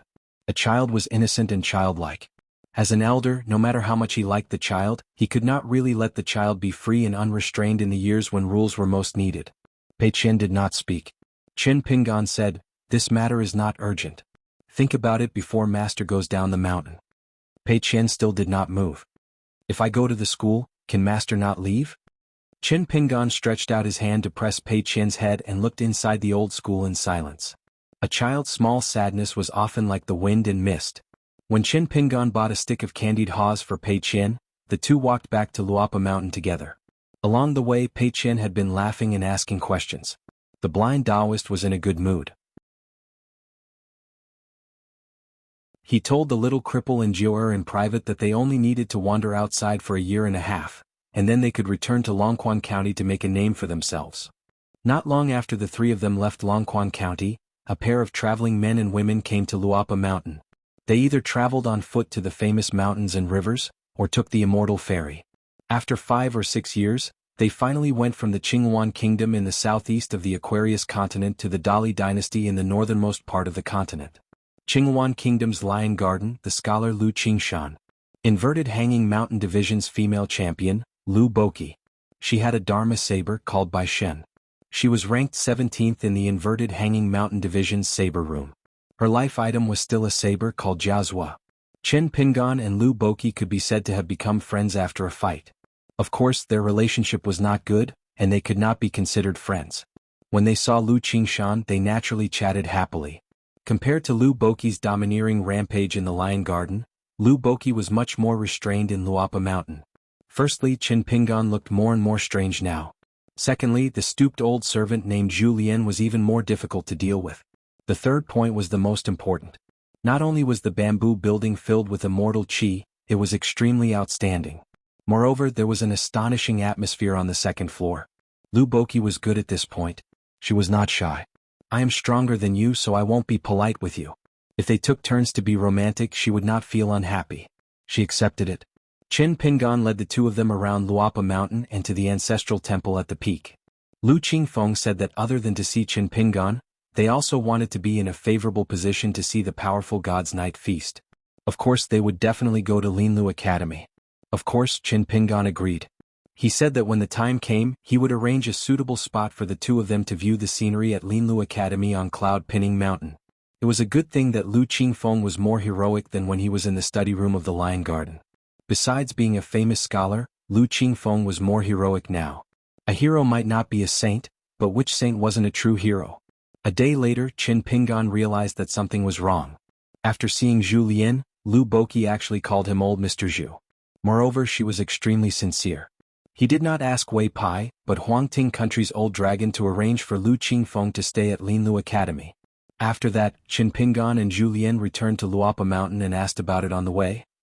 Zhu Lian chuckled. This old servant was just speaking casually, using a phrase from a book. Lu Boqi appreciated it. Chen Pingan was even more curious. What do you mean? Zhu Lian casually pointed to a lush green mountain. I see how charming the green mountain is. I think she sees me the same way. Chen Pingan was stunned for a moment, then he was very impressed. Wasn't this the only way Lu Boqi would fall for it? Chen Pingan slapped Zhu Lian's shoulder. You're so experienced. Zhu Lian said seriously, you flatter me. A young phoenix is clearer than an old one. Chen Pingan suddenly felt a little emotional. After leaving the mountain, especially in the North Continent, it would probably be a few years before he could hear the flattery of Luapa Mountain. Chen Pingan quietly went to Oxhorn Mountain's immortal ferry in the middle of the night. Pei Qian actually knew, but she pretended not to know. Compared to the first time they parted for a long time, Pei Qian felt that it was actually okay now. It was just that her heart felt empty after her master left. For the first time, she really looked at the almanac and found that the day her master left Luapa Mountain was suitable for a long trip. Lu Qingfeng and Lu Boqi temporarily stayed at Linlu Academy. The night party was about to be held. And in Red Candle Town there was another reunion. The little girl in the red cotton-padded jacket and Jiao Er met again. It turned out that the Great Sui Kingdom's Cliff Academy arranged a study tour to observe the night party of Dali Beiyue. It was led by Mao Xiaodong, Li Baoping, Li Huai, Lin Shui, Yu Lu and Xie. The blind Taoist still did not dare to take advantage of the situation. He followed his disciple Jiao Er back to Longquan County. After all, the identity of the Cliff Academy's St. Mao was too scary. At the top of Qidong Mountain, a slender girl in red was in a daze. She was no longer a little girl. Over the years, her temperament had changed completely. The lively little red bottle in the academy suddenly quieted down. She became more and more knowledgeable and spoke less and less. Of course, she also became more and more beautiful. There was the sound of birds flying in the air above her head. She looked up. What did the book say? The sound of birds passing is like persuading guests. The immortals call me to travel in the clouds. The wind was blowing and the rain was drizzling. In a mountain call near Yinji County in the colorful clothes country in the central part of the Aquarius continent, there was a young man in green, wearing a bamboo hat and carrying a sword on his back.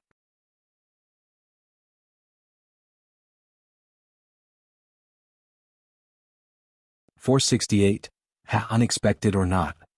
The young swordsman in green robes with a sword on his back traveled through the familiar low mountain range.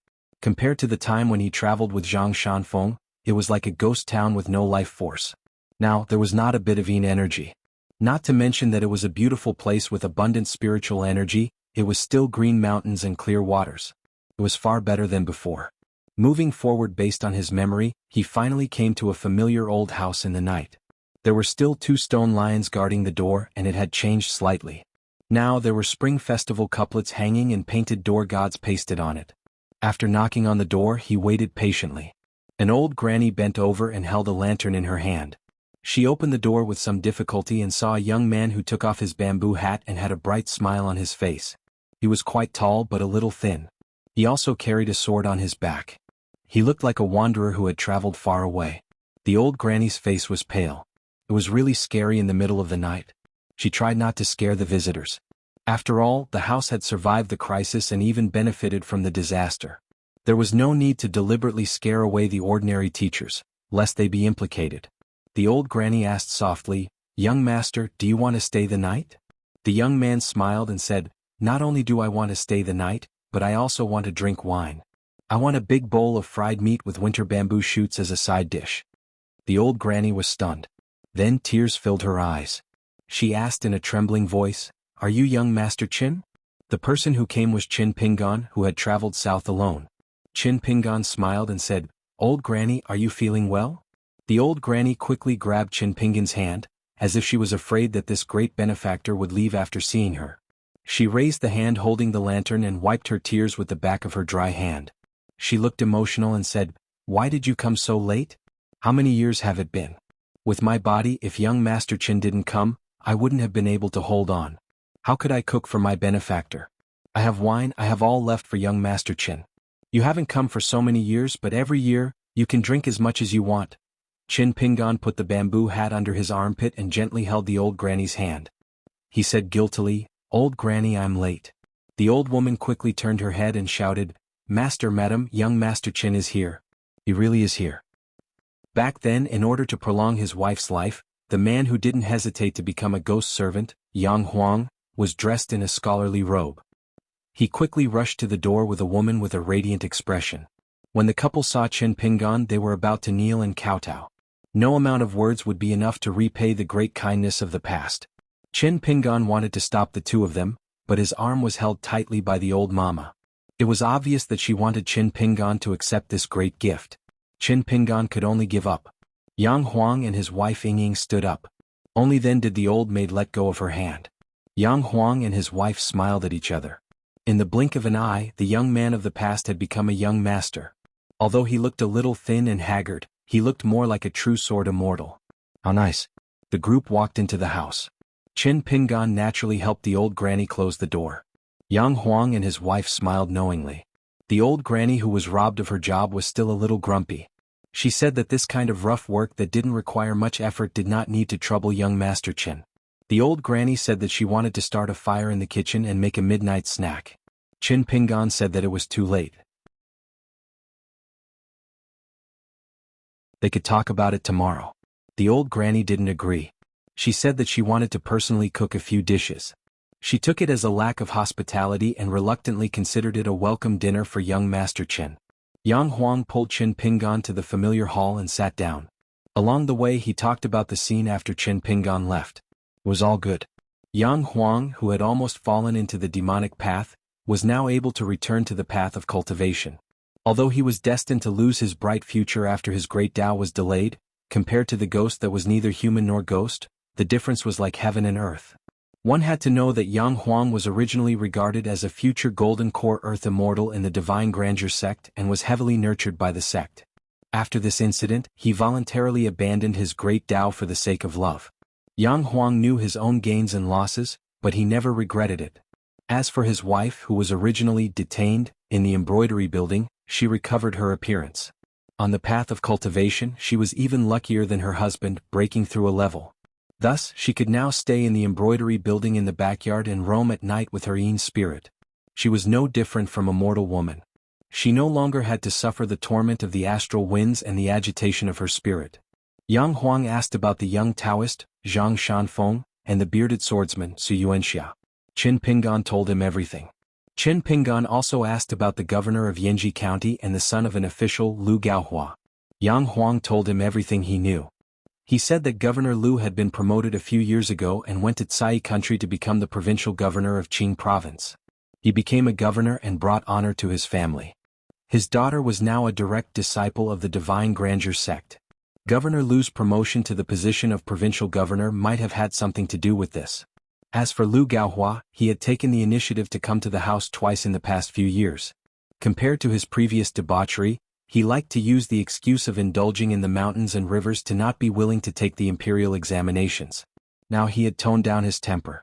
However, he did not do well in the previous examination and was only a juror. Thus, the second time he came to the house, he drank a lot of sorrowful wine and complained a lot.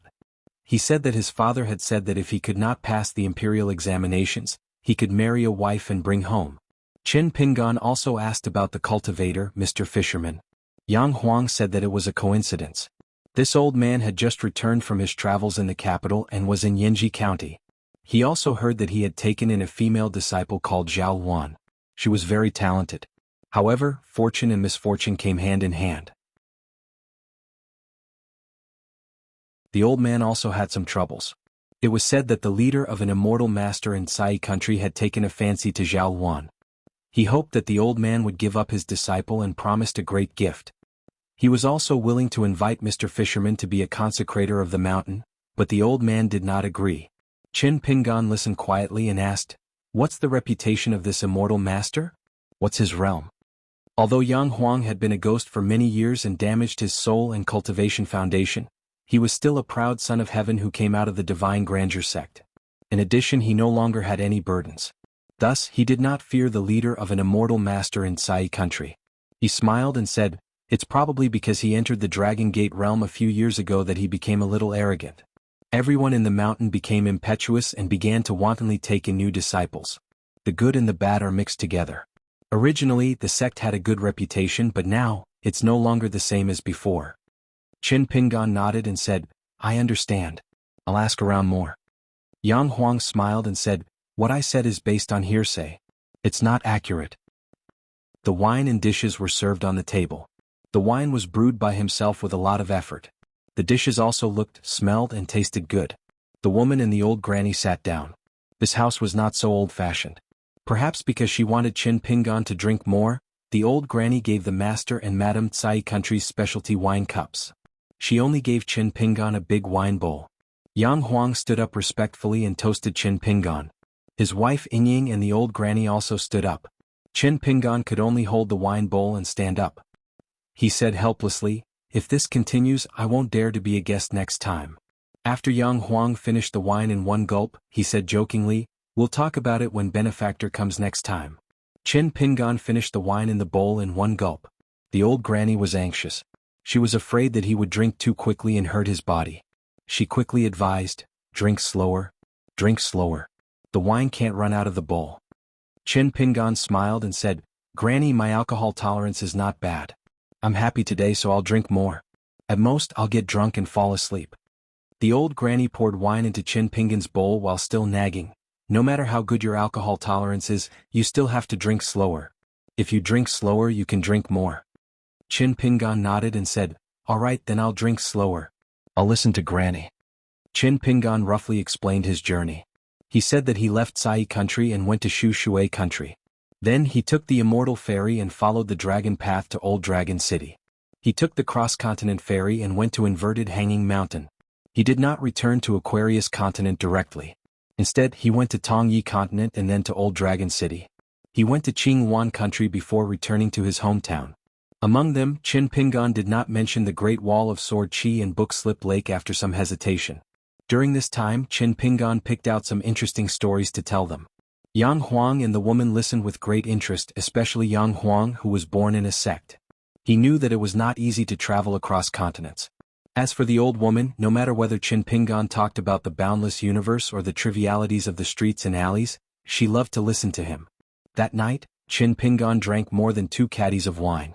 It was not a small amount. This time he slept in the same room as last time. On the second day, Qin Pingan accompanied the old granny to bask in the sun and chat. Qin Pingan, who was supposed to leave on the third day, was urged to stay by the old granny and stayed for another day. At dawn, the autumn rain continued. Qin Pingan put on his bamboo hat and said goodbye to the 3 people at the door of the old house. However, the old granny said that although the autumn rain looked light, it was actually harmful to the body. She insisted that Qin Pingan put on the green raincoat. Chin Pingon had no choice but to wear it. As for the blade-strengthening gourd that revealed his identity as the Sword Immortal, he naturally gave it to the old granny. Before leaving, the old granny stood under the eaves and held Chin Pingon's hand. "Don't think that I'm talkative. I won't be willing to come again in the future." Chin Pingon said softly, "How can that be? I love wine and I'm greedy. Granny, you don't know how many times I've thought about the wine and dishes here over the years." The old granny lowered her head and wiped her tears. "That's good. That's good." Chin Pingon held his bamboo hat and said goodbye softly. He slowly left. After walking for a distance, the young swordsman suddenly turned around and walked backwards. He waved goodbye to the old granny and the couple. The old granny shouted, "Young Master Chin, don't forget to bring Miss Ning next time. She'll be a guest here too." Chin Pingon blushed slightly and said loudly, "Okay." In the rain, the young man wearing the bamboo hat and the green raincoat gradually disappeared. The old granny was sad. Yang Huang was worried that she couldn't withstand the cold autumn rain, so he let the old granny go back first. The old granny waited until the young man's figure was completely out of her sight before she returned to the house. The old granny's voice was soft and gentle. She called softly, "Husband?" Then she felt a little ashamed and didn't continue. Instead, she apologized, "Husband, please don't blame me for being vulgar." The thought in her mind disappeared immediately. She murmured, "How can I let young Master Chen be distracted by these trivial matters? Husband, you did well by not mentioning it at all. We shouldn't be so greedy." Yang Huang held her hand and said with a smile, "You're doing it for my sake." The old granny's mood suddenly became better. She said with a smile, "Husband, good people will definitely be rewarded, right?" Yang Huang said, "I'm not sure about other good people, but I hope that Chin Pingon will be like that." The old granny smiled sweetly. "I suddenly feel that young Master Chen is just coming to our house to drink. I'm very happy." Yang Huang nodded and said with emotion, "It's autumn, but it's like a spring breeze." In the rain, Chin Pingon took a slight detour and came to a mountain deity temple that the colorful clothes nation's imperial court had just added to the mountain deity register. He strode in. It was early in the morning during the autumn harvest. There weren't many pilgrims in the mountain deity temple that was built on the ruins of an obscene temple. Chin Pingon took off his bamboo hat and shook off the raindrops. He stepped over the threshold. He no longer deliberately hid his fist intent and chi. The local mountain deity immediately revealed his golden body. He was a tall and sturdy military general in armor. He walked out from the painted deity statue and anxiously cupped his fists and bowed. "This little deity greets immortal master." Chin Pingon smiled and said, "I'm sorry to disturb you. I'm here to ask if there are any cultivators in the nearby immortal mountains who covet the spiritual energy of that house." It was not the official language of the colorful clothes nation, nor was it the official language of the Aquarius continent. It was Dali's official language. Now that he was familiar with the official language of Dali, all the mountain deities in the central region of the Aquarius continent had to have it. The mountain deity smiled awkwardly. He was about to think of a suitable excuse when the young sword immortal with a frightening aura put on his bamboo hat again. "Then I'll have to trouble Master Mountain Deity to take care of me." The mountain deity only felt that a ghost door had closed. He immediately said, "I don't dare to say anything about taking care of you. Immortal Master, don't worry. This little deity and Yang Huang couple can be considered neighbors. This little deity knows that close neighbors are better than distant relatives." Before Chin Pingon cupped his fists and left, he reminded with a smile, "Just treat it as if I've never been here." This new mountain deity who was appointed by the imperial court of the colorful clothes nation was in charge of overseeing this precious land. He quickly nodded and understood. If he was not smart enough, he would not have the ability to fight for this delicious cake just by relying on his merits in life and merits after death. A deity ruling over a land was actually no different from climbing up the ranks of the officials. Chin Pingon left the mountain deity temple. The mountain deity slowly paced back and forth in the main hall. He finally decided that he would not provoke that house in the future. No matter how much spiritual energy there was, it was not something he could take a share of. Chin Pingon went to the colorful clothes nation's Tuaji County. He handed in a customs document at the city gate. It was a brand new household registration document that Wei Pai got him. Of course, it was still from Dali's Longquan County. He asked along the way and finally found out the location of Mr. Fisherman's house. It was a quiet alley with only the sound of rain. Chin Pingon knocked on the door knocker. Soon, a tall and thin young man with a wooden expression walked out. After seeing Chin Pingon, The young man hesitated, as if he was not sure of Qin Pingan's identity. Qin Pingan smiled and greeted, Zhao Shuxia. The young man was surprised and said, Mr. Qin. Qin Pingan nodded and looked at the tall and thin young man. There was not much fist intent, but it was pure. He should be a third-realm martial artist for now, but there was still a long way to go before he could break through. Although he was not like Sun Yuanji, who could be seen through at a glance, Qin Pingan liked Zhao Shuxia's intention more. It seemed that Zhao Shuxia had been practicing the six-step stance that he had secretly learned all these years. The young man was Zhao Shuxia, the one who held a hatchet to protect a little girl. Zhao Shuxia closed the door and led Qin Pingan into the backyard of the house. Qin Pingan smiled and asked, The stance that I taught you back then, have you finished it 100,000 times? Zhao Shuxia was a little embarrassed and scratched his head. According to what Mr. Qin said back then, each time counts as one punch. All these years I did not dare to slack off, but I was too slow. I only finished 163,000 punches. Qin Pingan asked, Have you ever fought with an enemy? Or been taught by an expert? Zhao Shuxia shook his head and said, Never. Qin Pingan was relieved. If Zhao Shuxia had been through many life and death situations, his fist intent would have been refined and polished, and his punches would have become faster and faster. After all these years, he should have more than 160,000 punches. But if he did not, then he could only punch slowly. Dripping water could penetrate a rock, and it would be difficult for him to move quickly. But Qin Pingan was not worried about this kind of slowness. With the fist intent in his body, it was like the bowl of wine that the old woman handed over.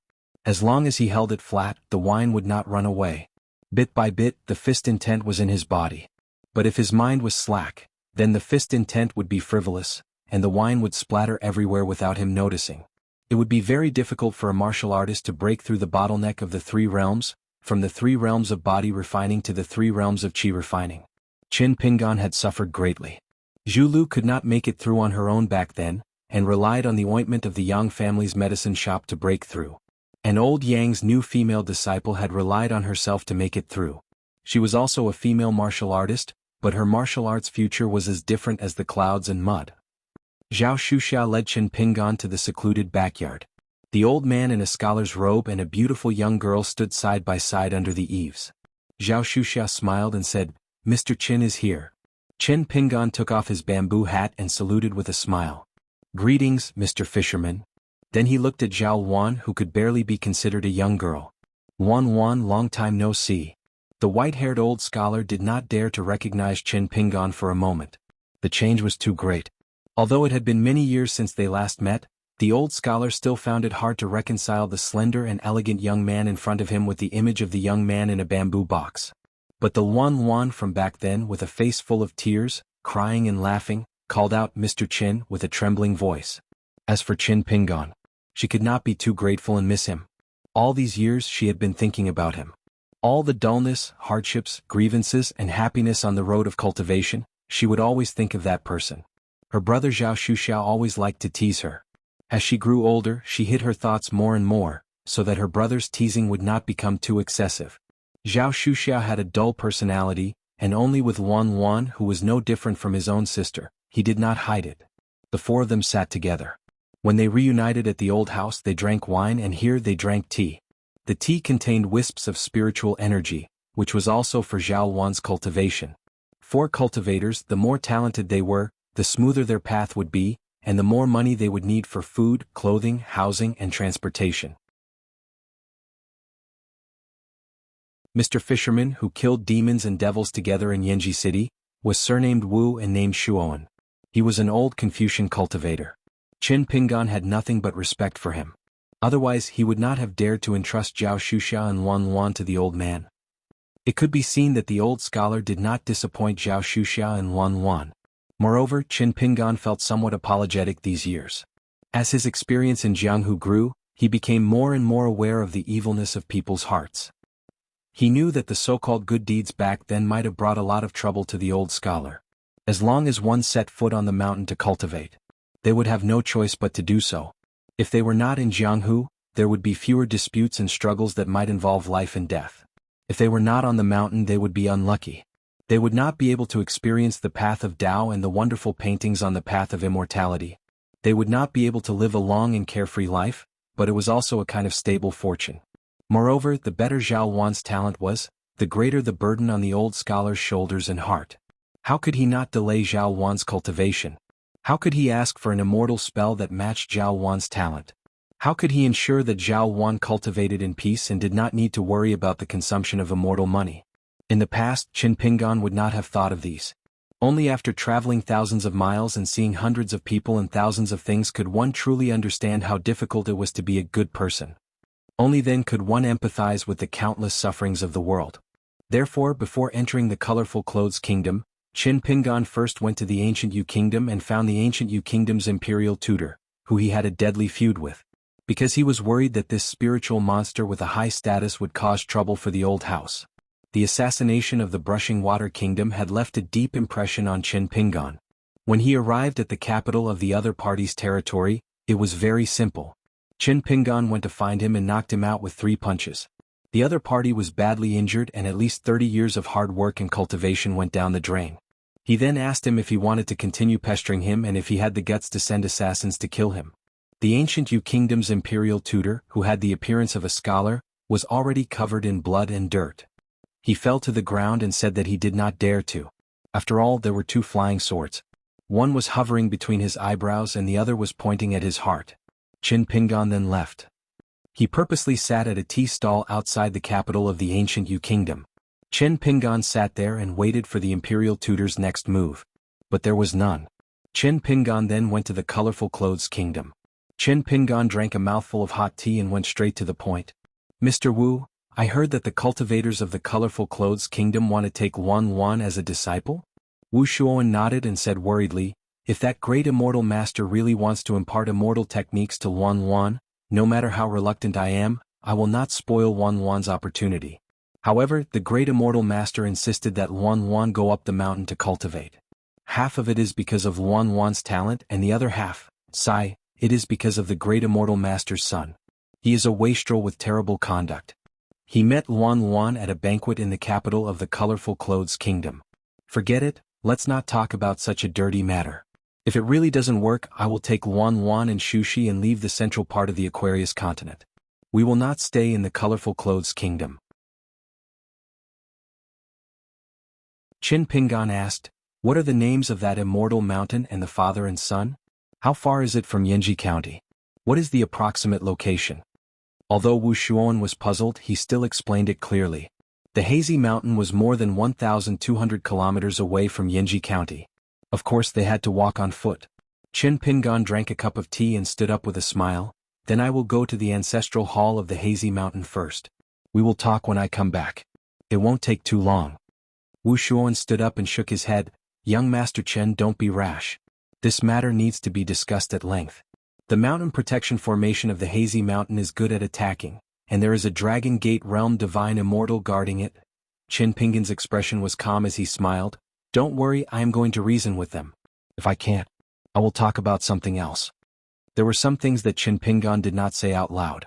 A person could not always hold back the reasons that could be said at the moment. He would talk about it after talking about it. For example, the hazy mountain. Those that could not be said for the time being were left. For example, Xinjiang Mountain and the Su family of Clear Wind City. One day it would be like pulling out a jar of old wine from the ground. As for how to reason, Qin Pingan had both fists and swords. When he went to the immortal ancestral hall, he did not need to talk. Previously, at the bamboo house of Luopa Mountain, he had seen Chui Cheng's so-called martial arts of the 10th realm. He had also heard one of the old man's principles. It was just one sentence. Drinking wine with a reasonable person and punching an unreasonable person. This was the pugilistic world that Qin Pingan should have. Boxing was not only used to fight on the bed, but also to compete with the entire world. It was to teach everyone to kowtow to you when they met a fist on the mountain. Qin Pingan agreed with the first half of the sentence, but felt that the second half needed to be discussed. It was just that he did not dare to say that at the bamboo house for fear of being beaten up. At that time the old man had the aura of a peak 10th realm. He was afraid that the old man would not be able to hold back and would really kill him. Wu Shuoan clearly still felt that it was inappropriate. Even though the young man in front of him, Qin Pingan, who was already young, had performed extremely calmly and outstandingly in the Battle of Yanji County, the other party was an old immortal of the Dragon Gate after all. He was also the leader of a sect. Now that he had the support of the Dali cavalry, it was said that the next imperial tutor was in the bag. He was in the limelight for a time. How could Qin Pingan barge into the sect single-handedly? In the pugilistic world, fists were often afraid of the young and strong. However, on the path of cultivation it was not so. To be able to become a great cultivator of the Dragon Gate, apart from their cultivation, which one of them was not an old fox? Did he not have a backer? Zhao Shuxia was not too worried. He probably thought that Mr. Qin, who taught him fist techniques, could not be too strong. Zhao Luan was even more anxious than her master, Wu Shuowen. She did not care about her status and etiquette. She walked quickly to Qin Pingan's side and tugged at his sleeve. Her eyes were red as she said, "Mr. Qin, don't go." Qin Pingan looked at the old monk and then at Zhao Luan. He smiled helplessly and said, "I'm not going to die. If I can't win, I'll run." Zhao Luan burst into tears. "Mr. Qin, you just said that you're going to reason with them." Qin Pingan was speechless. He gave Zhao Shuxia a look, wanting him to help comfort Zhao Luan. However, he did not expect this rash kid to be so stupid. He just laughed and stood there without moving. Qin Pingan sighed. "Then sit down and drink tea again." Zhao Luan's teary eyes were even more hazy than the misty mountain. "Really?" Qin Pingan nodded. She then let go of Qin Pingan's sleeve and walked back to her seat timidly. Wu Shuowen also sat down and said, "Young Master Chen, there's no rush. I'll just take the two kids on a trip." Qin Pingan asked, "What about Mr. Wu's family?" Wu Shuowen said, "I think a Dragon Gate cultivator would not be so shameless." Qin Pingan looked at Wu Shuowen. Wu Shuowen lowered his head and drank tea. The old monk could only sigh. He knew that the trip was just to ease the guilt of Luan Luan and Shuxia. Qin Pingan gently put down the teacup in his hand. In an instant, Qin Pingan was no longer in the room. Wu Shuowen held his teacup and was stunned. Zhao Luan and Zhao Shuxia looked at each other. The green-robed man was already standing in the courtyard. The long sword on his back was already out of its scabbard. It turned into a golden rainbow and flew into the sky. The man tapped his toes and jumped onto the long sword. He broke through the rain and flew north. After the old monk came to his senses, he quickly drank a mouthful of tea to calm himself down. Since he could not stop him, he had no choice but to do so. Zhao Luan's eyes were dazzled. She quickly wiped away her tears. It was a moving scene. No wonder the young master of Misty Mountain fell in love with her at first sight. Zhao Shuxia scratched his head and laughed. "Mr. Qin is really something. He's going to the ancestral hall. Why is he in a hurry to buy wine?" It was noon on an immortal mountain. The rain poured down, making the sky as dark as night. Therefore, the appearance of the long golden line in the sky was very eye-catching. Moreover, it was accompanied by a thunderous sound. To the cultivators of Misty Mountain, blind or deaf, they knew that a sword immortal had come to visit their mountain.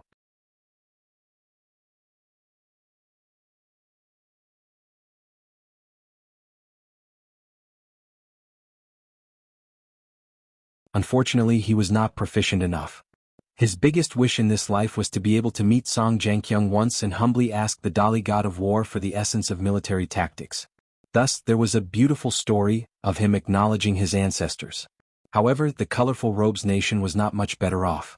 Not only did the Colorful Robes Nation, which was known to have the most powerful armors, not fight a single battle in this war, the Colorful Robes Nation's royal family had always liked to announce to the public that there was a Jindan Earth Immortal in the capital. They would often spread rumors that were vague, making it difficult for people to tell whether it was true or false. Thus, in the past, the cultivators of Colorful Robes Nation had always hoped to look down on the mountains of the other countries. However, when Dali's metal cavalry arrived, the ancient Yu nation, symbolically at the border, mobilized more than 10,000 border troops. As an elite force in the field, they fought a head-on battle with Dali's metal cavalry. Of course, the result was not surprising. A finger of Dali's metal cavalry was thicker than the thigh of the ancient Yu nation. The ancient Yu nation had paid a heavy price for this. The Colorful Robes Nation saw that the situation was not good and surrendered earlier than the ancient Yu nation. Before Dali's envoy entered the country, they had sent a convoy of envoys led by the Minister of Rights to find Dali's metal cavalry and voluntarily become a vassal of the Song family. This was nothing.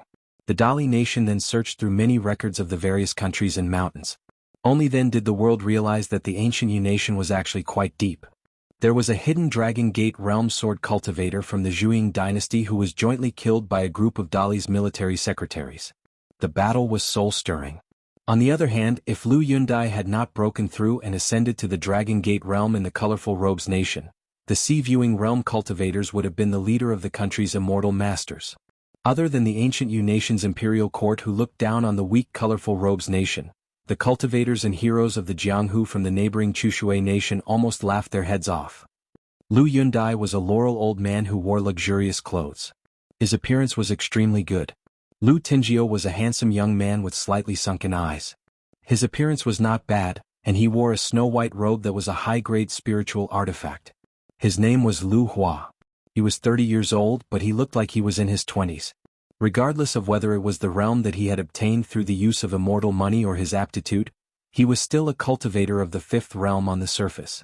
In addition, he liked to travel and often made friends with the children of the Colorful Robes Nation's nobles.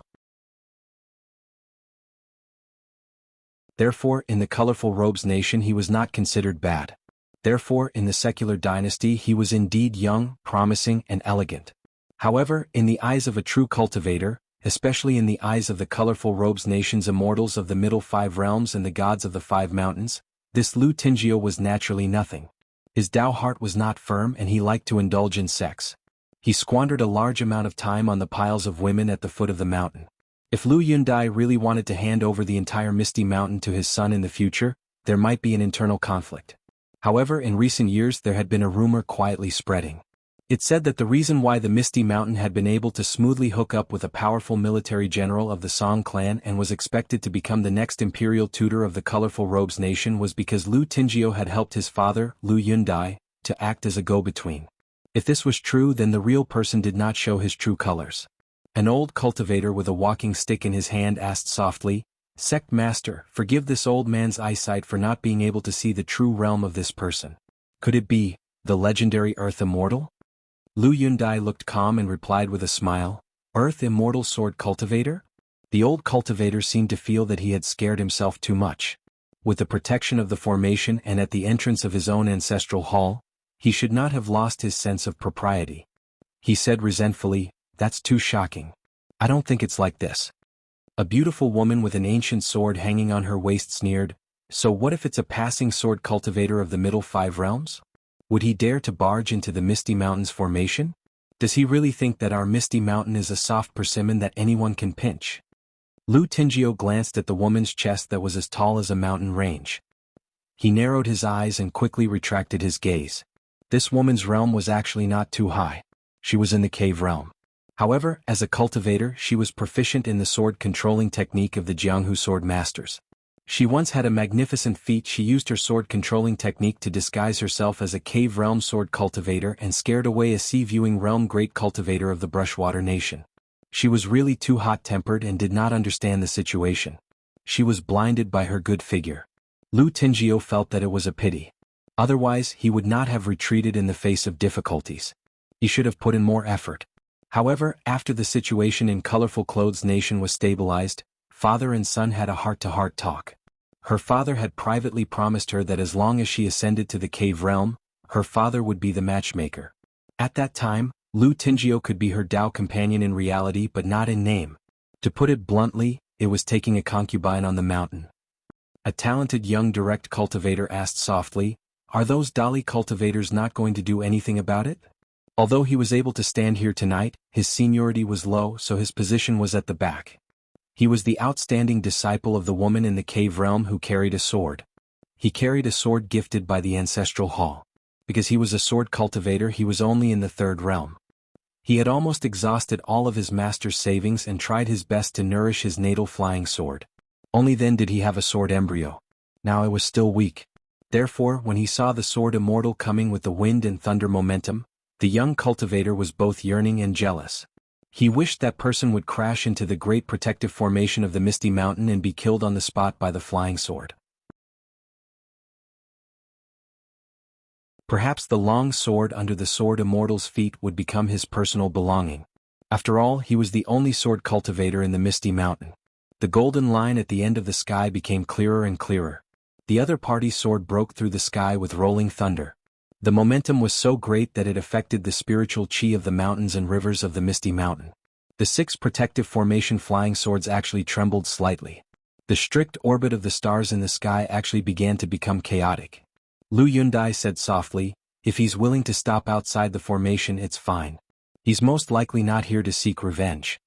Everyone nodded in agreement. The old cultivator with the walking stick tried his best to open his eyes and look into the distance. He wanted to discern the other party's approximate cultivation level so that it would be easier to deal with him. However, he did not expect that the sword light was so dazzling that it made the eyes of a dignified sea-viewing realm cultivator ache. The old cultivator actually almost burst into tears. The old cultivator was so frightened that he quickly turned his head and did not want to be mistaken as a provocation by the sword immortal. If the sword immortal chose to kill him as a warning to others, he would die an unjust death. He hurriedly switched to the red wooden walking stick with both hands. He bent down and murmured with his head lowered, "How can there be such a sharp sword light in the world? It's already so dazzling from dozens of miles away. There's no doubt that it's an immortal magic treasure. Sect Master, why don't we open the door and welcome the guest? He's just a passing sword immortal, but our Misty Mountain coincidentally activated the formation." The old cultivator, who was getting more and more timid, rambled on. His voice was as soft as a mosquito's. Those with poor hearing could not hear him at all. As a Dragon Gate realm cultivator and a leading figure of the country's cultivators, Lu Yundai clearly heard his martial uncle's attempt to curry favor with both sides. He laughed and said, "Martial Uncle Hong, the other party is coming for our Misty Mountain. There's no doubt about that." Martial Uncle Hong could not even look directly at the golden sword light, let alone young mountain master Lu Tingio, the cave-dwelling realm woman and her proud disciples. In the end, only Lu Yundai could gaze at the sword light. Lu Yundai seemed to be reminding everyone, but more like he was talking to himself, "He's here." The radiant sword light that illuminated the rain became as bright as day, and the closer it got to Hazy Mountain, the faster it became. The unknown sword immortal riding the sword clearly didn't care about a mountain-protecting formation. Without the slightest hesitation, the sword light suddenly became brighter and brighter. At this moment, even Lu Yundai had to squint his eyes to avoid the dazzling sword light that exploded. The sword broke through Misty Mountain's protective mountain formation, which had both offensive and defensive capabilities. It was like a knife cutting through tofu. In a straight line, it crashed into the ancestral master hall at the peak of the mountain. The 6 protective flying swords that had contributed greatly to Misty Mountain were unable to stop it in time. Moreover, they seemed to be innately afraid of the sword immortal's sword. They swayed and tottered. The most terrifying thing was that after the sword broke through the formation, the long golden line that stretched from the horizon to Misty Mountain still did not disappear. The length of the sword chi and the richness of the sword intent were simply shocking. The wind and rain were carried by one person and one sword. Strong winds blew on the peak of the mountain, and spiritual chi boiled. Apart from the old immortal Lu Yundai of Dragon Gate, most of the people from Misty Mountain had their souls unstable and breathing difficult. Some of the cultivators with insufficient realms even staggered back, especially the young man who stood outside the ancestral master hall because of his talent as a sword cultivator. If his master had not secretly pulled on his sleeve, he would have fallen to the ground. At this moment, Misty Mountain was finally able to clearly see the honorable face of the uninvited guest. He was dressed in a green robe, had a slender figure, and was young. The person floated to the ground, and the sword under his feet swept into the scabbard on his back. It was done smoothly and smoothly. Chen Pingon held his hands in his sleeves and walked forward slowly. He glanced at the relatively calm Lu Yundai and the white-robed Lu Tingio whose eyes were wandering. He smiled and said, "I visited Misty Mountain today to tell you one thing. I am the guardian of Zhao Wan of Beautiful Robes Country's Yanji County. Do you understand?"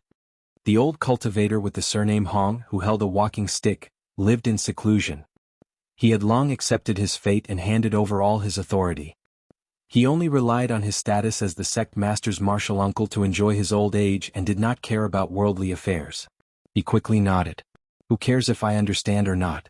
I'll pretend to understand first." The woman of Cave Abode realm who was proficient in the sword master's sword controlling technique felt her mouth and tongue dry. She was clearly timid.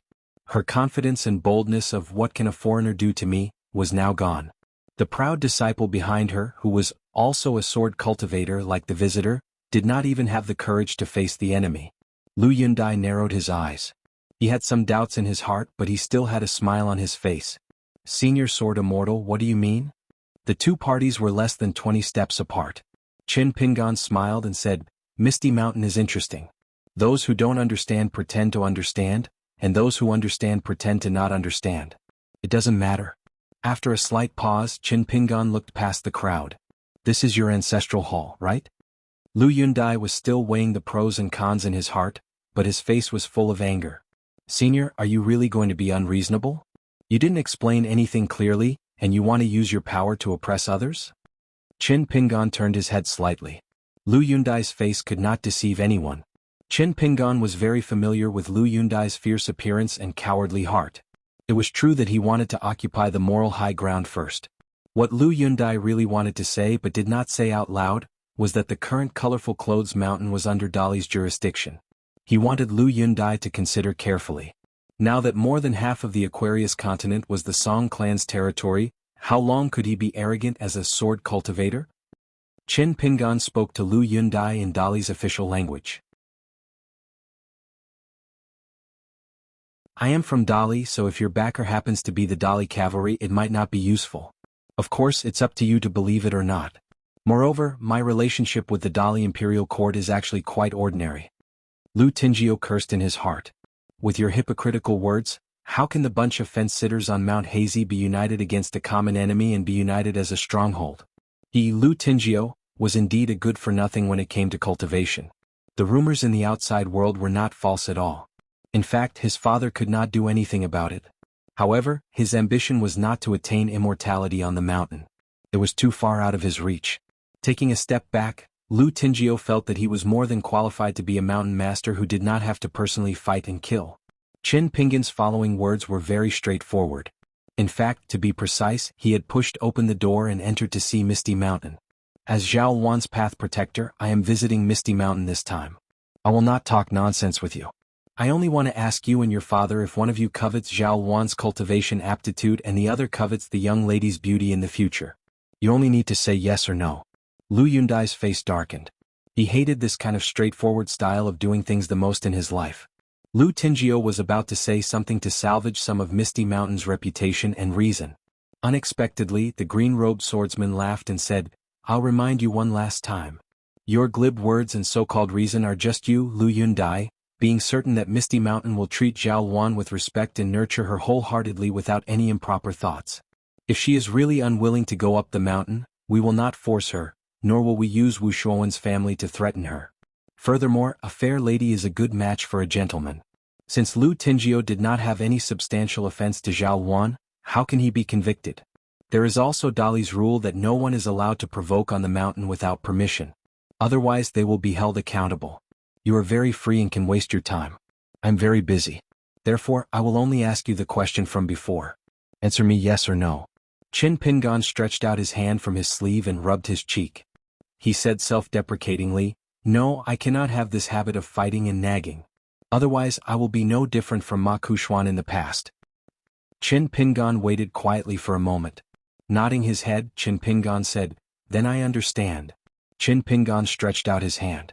The sword immortal in the scabbard on his back came out of the scabbard and was held in his hand. He casually swung his sword forward. The sword chi contained in the sword immortal in his hand was not casual at all. The Misty Mountain's ancestral hall was split into two. However, it did not completely collapse. Those with a bit of experience in fighting did not dare to turn their heads.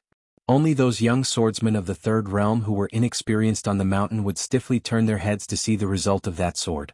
Qin Pingan raised his arm and circled behind him, sheathing his sword. At this moment, Lu Yundai seemed to have sensed something and wanted to take the risk to confirm it. Therefore, one of his hands moved slightly in his sleeve. The peak of Misty Mountain shook loudly. However, it was not the magnificent ancestral hall that was in trouble. Instead, it was the place where the green-clothed sword immortal stood. The earth had shattered, but he was nowhere to be seen. The instant Lu Yundai wanted to move, Qin Pingan's other hand hidden in his sleeve had already taken out a mind talisman. 20 steps away. You hazy mountain cultivators are all quite bold, swaggering so boldly, getting so close to a pure martial artist who fights with distant roaming martial scholars every day, almost risking his life? Is the physique of a Dragon Gate cultivator so indestructible? There was a loud bang. Qin Pingan was already standing near Lu Yundai's previous position. As for the sect master of Misty Mountain and the leader of the immortals of the Tsai Empire, He had already been sent flying like a kite with its string cut. Blood flowed out of his 7 orifices as he fell hundreds of feet away. In Qin Pingan's line of sight, everyone, including the old cultivator with the surname Hong and Lu Tingjio, began to retreat.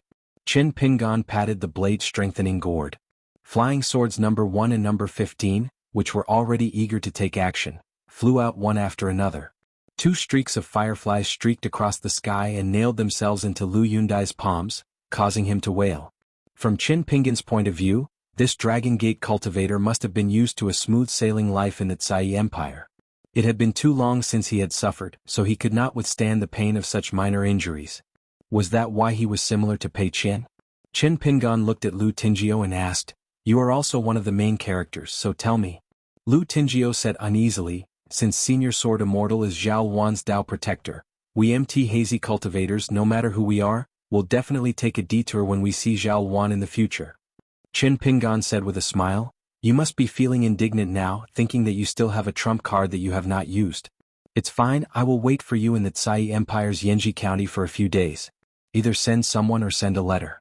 Give me a sincere answer or I will have to make a trip back to MT Hazy." Qin Pingan glanced at the ancestral hall that could still be repaired. His eyes were deep, so much so that the sword immortal sword on his back was vibrating happily in its scabbard. It was like 2 dragon roars were echoing each other. Golden light constantly overflowed from the scabbard, and sword chi flowed like water. This scene was extremely strange, but it was naturally even more shocking. Qin Pingan took a deep breath and calmed his mind. He said slowly, "Don't delay my cultivation." Qin Pingan turned around and took a step forward. His figure swept out of the mountain peak like a wisp of green smoke. He descended and unsheathed his sword immortal sword. Then he suddenly soared into the sky. In the eyes of the MT Hazy cultivators, the sword immortal sword had used some unknown method to shatter the offensive flying swords of the mountain's protective array formation. He was in an extremely sorry state. The unfamiliar green-robed man who had broken through MT Hazy's array formation with a single sword had arrived on his sword and returned on his sword. The sword immortal sword was already gone, but there were still wisps of bone-piercing sword chi lingering around the mountain peak outside the ancestral hall. The young cultivator of the 3rd realm sat on the ground, sweating profusely. The woman of the cave-dwelling realm hurriedly helped him up. Her face was still filled with panic, but she still comforted this proud disciple who had high hopes for her. She lowered her voice and said, "Don't hurt your sword heart. Don't let your mind be in chaos. Quickly calm that natal flying sword. Otherwise you will have bumps and bruises on your great Tao in the future. But if you can suppress that panic and trembling, it will be a good thing. Although I am not a sword cultivator, I heard that sword cultivators subduing inner demons is a method to sharpen their natal flying sword. Since ancient times there has been a saying of sharpening one's sword by the lake of one's heart." The disciple's eyes were in a daze. Fortunately he was reminded by his master, so he was not muddle-headed. He did not even care about the phenomenon in his natal aperture that was nourishing his natal flying sword. The young sword cultivator hurriedly recited the incantation of the MT Hazy's ancestral hall's direct disciple. He circulated his spiritual chi and tried his best to calm his mind. No one cared about this pair of master and disciple anymore. This was because everyone had gathered around sect master Lu Yundai. Lu Yundai's face was as pale as a sheet of gold, but his foundation was not damaged. He would be able to recover to his peak after a few years of careful recuperation. This was the silver lining of misfortune. If he had fallen back to the sea-viewing realm after just ascending to the Dragon Gate realm, coupled with the ancestral hall being split into 2, MT Hazy would have been scared out of its wits. Lu Yundai waved his hand and said, "All of you go back first. As for today's disturbance, we will discuss it tomorrow in the ancestral hall, in my misty estate." Everyone retreated, each with their own thoughts. LV Tingjio accompanied his father to the ancestral hall. Someone still had to close the mountain protecting array. Otherwise it would cost a small sum of money for every incense stick. On the road there was a line that was as wide as a finger. It extended out and then divided the MT Hazy's ancestral hall into 2. Lu Yundai stopped outside the ancestral hall's door and asked, "Did you see anything?" LV Tingjio shook his head. Lu Yundai's tone was flat. With such a heavy sword chi, how did he manage to leave such a neat sword mark with a casual strike? Generally speaking, he is undoubtedly a genuine sword immortal, but I keep feeling that something is wrong. Facts have proven that this person is indeed not a golden core sword immortal, but a cultivator who does not follow common sense. His skill is that of a martial arts grandmaster, but his aura is that of a sword cultivator. As for his specific background, it is hard to say at the moment, but it is enough to deal with Mt. Hazy, which only acts tyrannically in Sai Kingdom.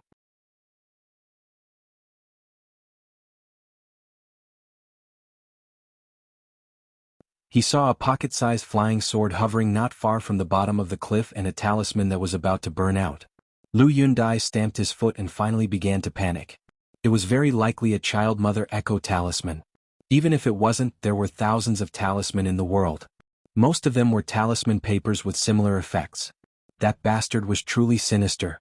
As expected, the sword beam broke through the rain outside the mountain river array formation and arrived. The old man with a walking stick who had just returned to his residence stood motionless in his original spot as a sign of respect. The woman at the cave abode realm managed to stabilize her disciple's mind with great difficulty. In the end, when the thunder and sword beam returned to Mt. Hazy, she discovered that her young disciple's breathing was chaotic. His expression was even uglier than the sect master who had suffered a punch and 2 flying swords. The woman gritted her teeth and pressed down on her sword. She rushed back to the mountain peak thinking of fighting that person to the death. If this disciple damaged the foundation of his great Tao, his sword heart would be covered in dust and he would no longer have a future. Would she really have to be Ma Tingio's bed-warming concubine in the future? At the peak of Mt. Hazy, the azure-clothed youth once again landed on the mountain peak. After patting the blade-strengthening gourd, the flying sword Chu-Yi that was secretly hiding outside the cliff rushed back into the gourd. This time, the sword was too lazy to return to its scabbard. It slowly rose and finally hovered beside Qin Pingan. Just as it was about to reach out and grab it, the sword tip pointed straight at Lu Yundai in front of the Ancestral Master Hall. Qin Pingan smiled and said, "General Ma, right? Aren't you going to pay a visit with me and your father?" His sleeves were fluttering. His words were pleasant, but his aura was not light at all. Especially the sword tip, golden sword chi condensed into a water droplet. It dripped onto the ground and rapidly spread with a dazzling halo. For some reason, Lu Tingio recalled the words "Don't delay my cultivation." His legs went limp. Lu Yundai cupped his fists and bowed to the ground. "Senior Sword Immortal, we admit defeat and are sincerely convinced. If Senior does not believe me, I, Lu Yundai, can go to the Ancestral Master Hall and use 3 drops of my heart's blood to light 3 incense sticks. I will swear to the heavens in the name of my ancestors." Qin Pingan was silent for a moment before he finally said, "But you still need an Ancestral Master Hall to burn incense, right?" This was the first time Lu Yundai felt such fear ever since he ascended to the Middle 5 realms. The Ancestral Master Hall was never a dispensable existence. It was half the life of all the immortal abodes on the mountain. Lu Tingio's expression kept changing. He wanted to break out of this hopeless situation.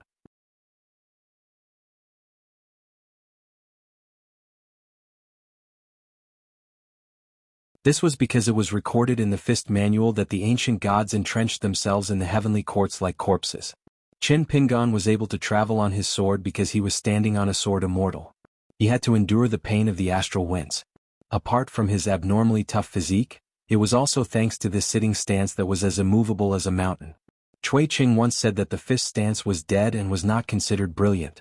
It depended on the state of mind of the person practicing the fist stance, whether they could produce boldness and aura. An ordinary rudimentary fist stance could also lead one to the end of the martial Tao. Under the illumination of the sun, the green-robed swordsman sat on the sword immortal. Man and sword, sword and heart clear and bright.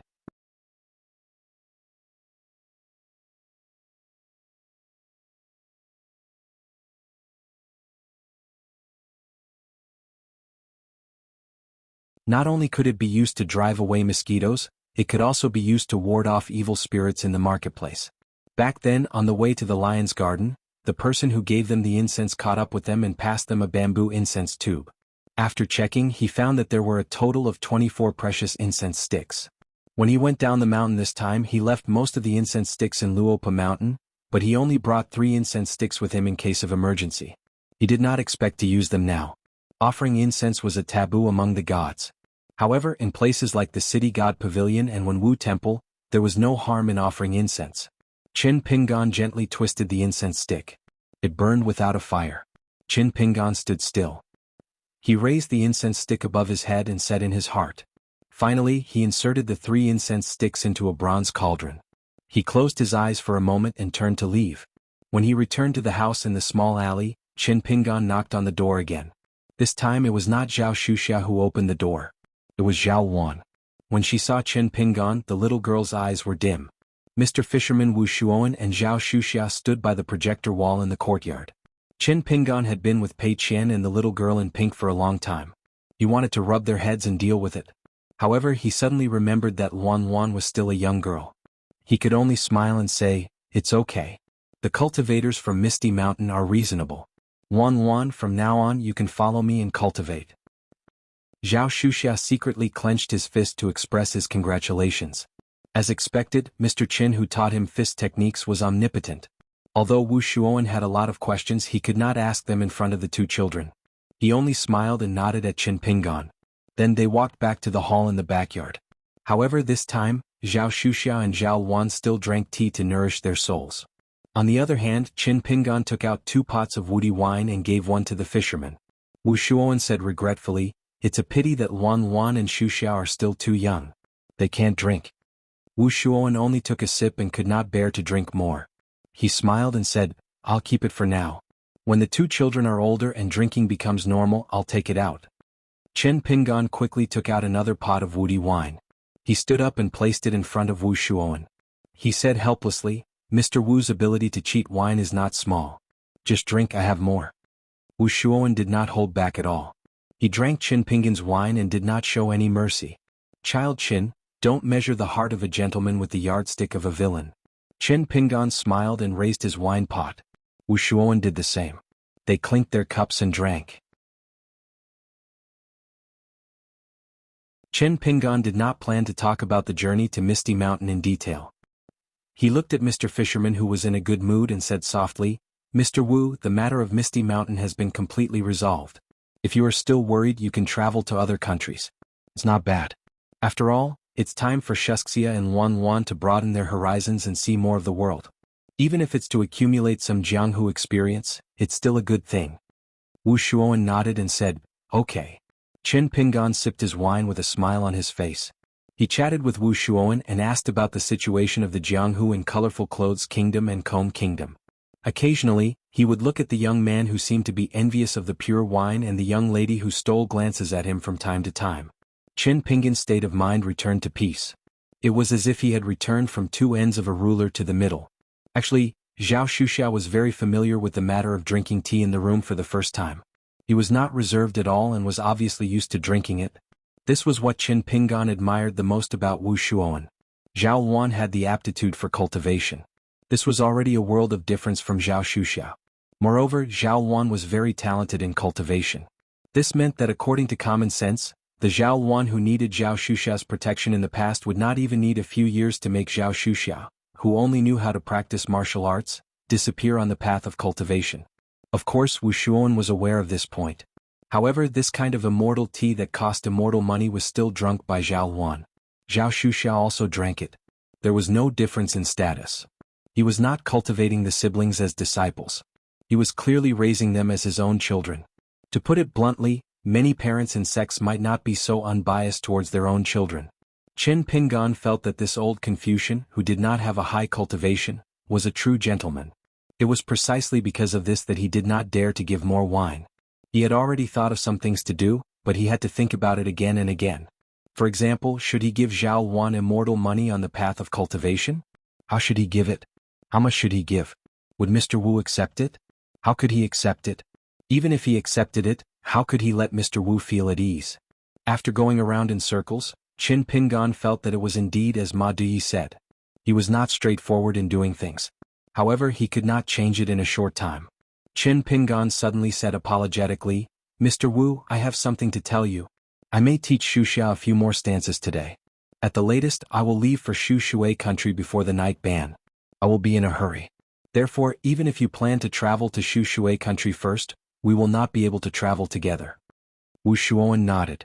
On the path of cultivation, one should not be delayed by worldly affairs. This is not a derogatory statement. It is the truth. Qin Pingan stood up. As he rolled up his sleeves, he said to Zhao Shuxia, "Let's go to the courtyard. I will teach you a qi cultivation formula, a stance and a stance. Just these 3 things. Don't think it's too little. Wu Shuowen wanted to avoid suspicion. After all, regardless of whether it was the fist technique or the cultivation formula, even between fellow disciples, one should not casually listen to it. He wanted to pull Zhao Luan away, but the usually obedient and sensible girl was unwilling to leave. The old man was a little confused. Qin Pingan also noticed the situation in the room. He hesitated and smiled. It's okay. There is no harm in listening. However, allow me to say one more thing. Do not leak it out. Only the 4 of us are allowed to know. Wu Shuowen sighed, shook his head, and left alone. Zhao Luan rested her chin on her hands and sat on the side of the door. She said softly, Mr. Qin, just tell my brother the formula. I won't eavesdrop. I will just watch you guys practice. Qin Pingan was indeed worried that the formula for the 18 halting sword aura would clash with the secret method that Zhao Luan was currently practicing. Therefore he used the method of a martial artist and told Zhao Xuxia the formula. He repeated it 3 times until Zhao Xuxia nodded and said that he had memorized it. Only then did Qin Pingan begin to teach the youth a sword furnace stance, a new stance that was mixed with the big dragon of autumn school, a new stance that was mixed with the vermilion ape shape, and the 6-step stance. These were the fundamentals of martial arts. No matter how hard he practiced, it would not be excessive. He believed that with Mr. Wu watching, Zhao Xuxia would not harm his body. Not only did Qin Pingan personally practice the stance and boxing stance, but he also explained to Zhao Xuxia patiently and meticulously. He took them apart step by step, explained clearly sentence by sentence, and then put them together again. He explained clearly the purpose and outline of the boxing stance and boxing stance. Finally, he talked about the various mysteries and subtle meanings that extended out. If there was something that Zhao Xuxia did not understand, for example, he would repeatedly explain the current steps while rubbing his hands together. Zhao Xuxia was naturally not stupid. He was much better than Zheng Yi. Zheng Yi was a blockhead. Even someone who could make Qin Pingan so patient could not help but scratch his head. He wished that he could learn from the Bamboo House Elder's method of punching. Don't understand? 1 or 2 enlightenment points. Not enough. Then 2 punches. Zhao Luan rested her chin on her hands and looked at the 2 people in the courtyard. Her mouth was full of smiles. In fact, on the path of cultivation, whether it was her brother Zhao Xuxia or her master, they would all have a lot of troubles. For example, she would be afraid of being looked at by many people. She was actually very timid. For example, when her brother saw those cultivators of the same age as him, he would be envious and disappointed. He did not hide it well. Her master would often be alone in a daze. He would worry about his daily necessities and would frown because of family affairs. Zhao Luan felt that she was no longer a little girl who did not know anything. In the courtyard, Mr. Qin, who looked more like a scholar than before, was still teaching her brother fist techniques with his sleeves rolled up. In her mind, when he walked or struck a fist stance, it was no less impressive than when he was riding a sword on a long journey. However, after reuniting with Mr. Qin, he obviously still treated her like a child. She was very happy but also a little unhappy. Zhao Xuxia cooked for lunch. Qin Pingan also helped. Master told Mr. Chen that a gentleman should stay away from the kitchen. However, he ate a lot of food and drank a lot of wine. He drank until his face was red. In the afternoon, Mr. Chen still patiently practiced with her brother and demonstrated it over and over again. When it was close to dusk, Qin Pingan looked at the sky and smiled at Zhao Xuxia. Okay, that's it. Remember, you can't neglect the 6-step stance. Try to do it until you reach 500,000 punches. Follow the method I taught you. Before you punch, assume the stance. If you feel that it's not meaningful or even slightly wrong, don't punch the stance. Then, when you're tired from the stance, use the formula I taught you to practice the sword furnace stance. We're both stupid, so we'll just use the stupid method to practice. One day, at a certain moment, you'll have a flash of inspiration. Even if that day comes late, there's no need to rush. Qin Pingan gently smoothed down his sleeves and patted Zhao Xuxia's shoulder. All right, that's all for now. Zhao Xuxia wiped the sweat from his forehead. Zhao Luan had already stood up. Qin Pingan said, I'm going to talk to Mr. Wu about something and then I'll leave. Qin Pingan found Wu Shuowen practicing calligraphy in the house. He sighed and decided to tell him the truth. At the end of the day, the script he had prepared was useless. Mr. Wu Luan is your disciple.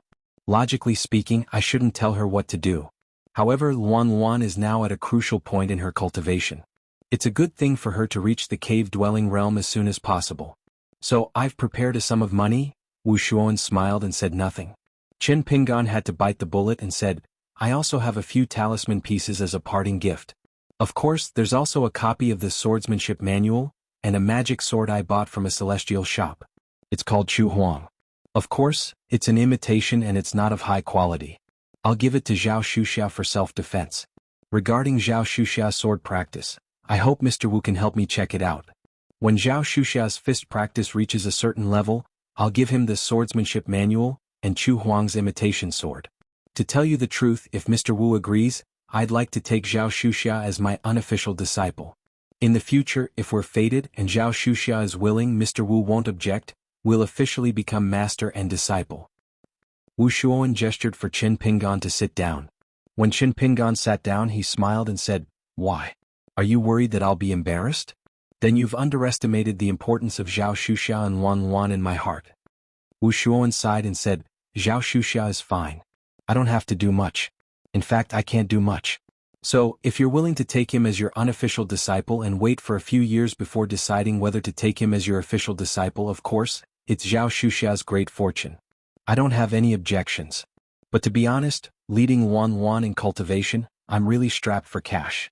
How can a hero be without a penny? This is the truth. I'm not asking for credit or complaining to you. Over the years, in order not to delay Wan Wan's cultivation, I've borrowed money from my friends on the mountain more than a few times. The old man sighed and then laughed and said, Now that you've exposed your family's dirty linen and said these things, can you rest assured and give us immortal money? There's no harm in giving more. My old bones don't have the ability to fight to the death with people, but it's not difficult to carry some immortal money. Qin Pingan took out the manuscript Swordsmanship Classics, a yellow sword and 3 golden talisman. Then he took out a handful of immortal money and gently placed it on the desk. At first, Wu Shuoan stroked his beard and smiled. When he saw the immortal money, he was silent for a long time. Finally, he couldn't help but ask, Are you running a bank on the mountain? The small summer money is fine, but why are there 3 grains of grain rain money? Qin Pingan was stunned and said, This is too little? Do you really want me to sell everything I have? Wu Shuoan didn't know whether to laugh or cry. He didn't expect Qin Pingan to be so shameless. The old man picked out the 3 grains of grain rain money and said firmly, Take it back. There's no need for this. In the future, when Wan Wan reaches the cave realm, I won't stop you if you give her more. Not now. Qin Pingan didn't insist. Qin Pingan put away the 3 grains of grain rain money, which was originally his trump card, and said goodbye with a fist salute. Mr. Wu, you don't have to send me off. Wu Shuoan stood up and said, Then just send me to the door. This is a courtesy. When they left the house and came to the courtyard, Zhao Wan had already taken Qin Pingan's bamboo hat. Zhao Shuxia smiled and said, Wan Wan and I will send Mr. Qin to the city gate. Qin Pingan took the hat and shook his head. No, I plan to hurry. Zhao Shuxia scratched his head. Zhao Wan said timidly, Then send me to the door. Qin Pingan smiled and nodded. Wu Shuoan walked back into the house and looked at the items and divine coins on the table. He smiled and shook his head, thinking that it was unbelievable. However, when the old man saw the 3 golden talisman papers, he understood. He was still the same person, but he had become a young man from a teenager. Wu Shuoan stroked his beard and smiled. Thanks to Wan Wan, I've finally seen more than 1 grain rain money in my life. Outside the house, Qin Pingan put on the bamboo hat and prepared to leave on his sword. He was going to the Jianshui mountain villa in Shushui Nation, where he still needed to eat hot pot. Zhao Shuxia was still okay. He didn't seem too sad about parting. He kept chatting with Qin Pingan. The little girl didn't say a word. Zhao Shuxia suddenly remembered something and said that he would go back first, and let Wan Wan say goodbye to Mr. Qin. Qin Pingan couldn't help but laugh. Did you use your cleverness in the wrong place? Zhao Wan lowered her head. It was as if there was no need to say goodbye if she didn't speak. Qin Pingan hesitated for a moment, but still patted the little girl's head gently and called her Wan Wan. Zhao Wan looked up, blushing slightly. Qin Pingan wasn't stupid. The way the little girl looked at him was different. Sometimes the word like was written in the eyes even if it wasn't said. Qin Pingan thought for a moment and said softly, Wan Wan, let me tell you something. Just treat it as a small promise between us, okay? Zhao Wan was a little flustered, but she was also looking forward to it. Qin Pingan smiled and said, You like me, right? Zhao Wan's face turned red. Chin Pingan smiled and said, I like you too, but it's different because I already have a girl in my heart. But for now you can still like me. I don't think it's wrong. Just like the Chin Pingan in your heart, Mr. Chin. But I hope that in the future when you grow up a little, maybe in 3 years, 5 years or even longer, 10 years, maybe you will meet a good boy or young man. At that time don't be afraid. After thinking about it seriously, if you find that you really like him, don't miss him, okay? Zhao Wan blinked. Chin Pingan smiled and said, okay, I'll take it that you agree if you don't say anything. Chin Pingan adjusted his bamboo hat and said, let's go. The sword immortal unsheathed and flew away on his sword. Zhao Wan looked up. A head quietly poked out from the door. But the boy didn't know that there was someone standing behind him. And it was obvious that this person was more experienced than him. The old monk had already turned around. Zhao Wan turned around and saw her master's back and Zhao Shuxia's head. Zhao Wan lowered her head and covered her face with her hands as she ran into the house. Zhao Shuxia ran after Zhao Wan and said, Wan, I didn't hear a single word. Or I'll take your surname. A voice came from the front. Master is the one who didn't see or hear anything. As a Confucian disciple, he should see and hear nothing indecent. But Shuxia, that's not necessarily the case. Master saw it with his own eyes. He stuck his butt out and listened for a long time. Zhao Shu stopped abruptly and started running towards the main entrance without hesitation. Wan would always fly into a rage out of humiliation, and he couldn't fight back. Above the sea of clouds, Chin Pingan wiped the sweat off his forehead. He felt more tired than running through Hazy Mountain twice. Julien was really asking for a beating. What was the point of wearing a bamboo hat? But after complaining, Chin Pingan sat on the sword immortal and smiled knowingly. In the end he still treated Wan as a little girl. Liking someone was like a gluttonous child who liked a stick of candied hawthorn or a piece of cake. Liking someone wasn't a true liking, but it wasn't a true love between a man and a woman. It was more about dependence, trust, and the joy and sorrow of that coincidence. What was wrong with being liked in such a clean and pure way? Even if she wasn't liked in the future, it was another kind of beauty for the little girl to have a man she truly liked. Chin Pingan said loudly, Go to higher places. The sword celestial beneath his feet quickly descended. On a small mountain road at the border between colorful clothes country and brushing water country, a man in a green robe walked slowly. He carried a big bamboo box on his back and held a rough mountain walking stick that he had casually chopped out. He had already walked for more than 100 miles on the mountain road. Finally, he walked into a dilapidated ancient temple in the night. It was full of cobwebs. The statues of the 4 heavenly kings of Buddhism were still the same as before. They fell to the ground, and gusts of wind blew into the ancient temple from time to time. The young man made a bonfire, then closed his eyes and dozed off. He seemed to be worried that the spirits and ghosts in the book would appear. He wanted to sleep, but he didn't dare to. After about midnight, there was the sound of laughter and chatter of orioles and swallows. It came closer from afar. He was like a scholar in a green robe who was traveling with a book. He lowered his head and the corners of his mouth curled up. When he raised his head and looked outside, he was already at a loss and surprised. The ancient temple occupied a large area. Therefore, the bonfire was not close to the gate. There were 3 graceful women in colorful dresses. There was a young girl with almond-shaped eyes and a round face. There was a tall woman in her 20s with her hair in a high bun. There was also a plump woman with fluffy hair and a smooth bun. They were playing and playing. Among them, the beautiful woman was particularly trembling. They laughed together and floated into the ancient temple. Then they saw the young man with his eyes wide open. They were a little timid and shyly stopped. They gathered together and slowed down. They pushed each other toward the bonfire and the scholar. The beautiful woman seemed to be braver. She squatted down and reached out to warm herself by the fire. She looked straight at the young man. The tall woman stood at the side and looked down coldly. She seemed to be sure that the young man was not a dangerous playboy. The girl with almond-shaped eyes was the most shy. She stood sideways and crossed her fingers. She lowered her head and stared at the embroidered shoes that exposed the hem of her skirt. The woman was suddenly stunned. Because the young scholar suddenly laughed. It seemed that he could not hold back the fake seriousness from before. The plump woman who had been squatting down actually took out an embroidered handkerchief from her snow-white breasts. She gently fanned herself and said in a soft voice, "Young master, are you hot? I suddenly feel that the clothes on my body are a little thick." Chin Pingan had been reaching out to the bonfire. He smiled and said, If you feel hot, do you still need to warm yourself by the fire? The woman was speechless. Then she rolled her eyes charmingly and laughed. Young master really knows how to joke. I think you must be a man who understands women's feelings. Chin Pingan laughed and said, then you can laugh a little longer. As a result, the charming and enchanting woman laughed for a while. Soon she could not laugh anymore. However, she was not willing to admit defeat. She licked the corner of her mouth and said with a smile, young master's appearance is very handsome. Your words are also pleasant to the eye. I wonder if they are useful?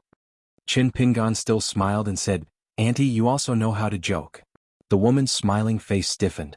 Chin Pingan, who had deliberately used this appearance to revisit his old home, sized up the three people again. In the end, he looked at the most timid girl and said with a smile, okay, I know your background. We've dealt with each other before.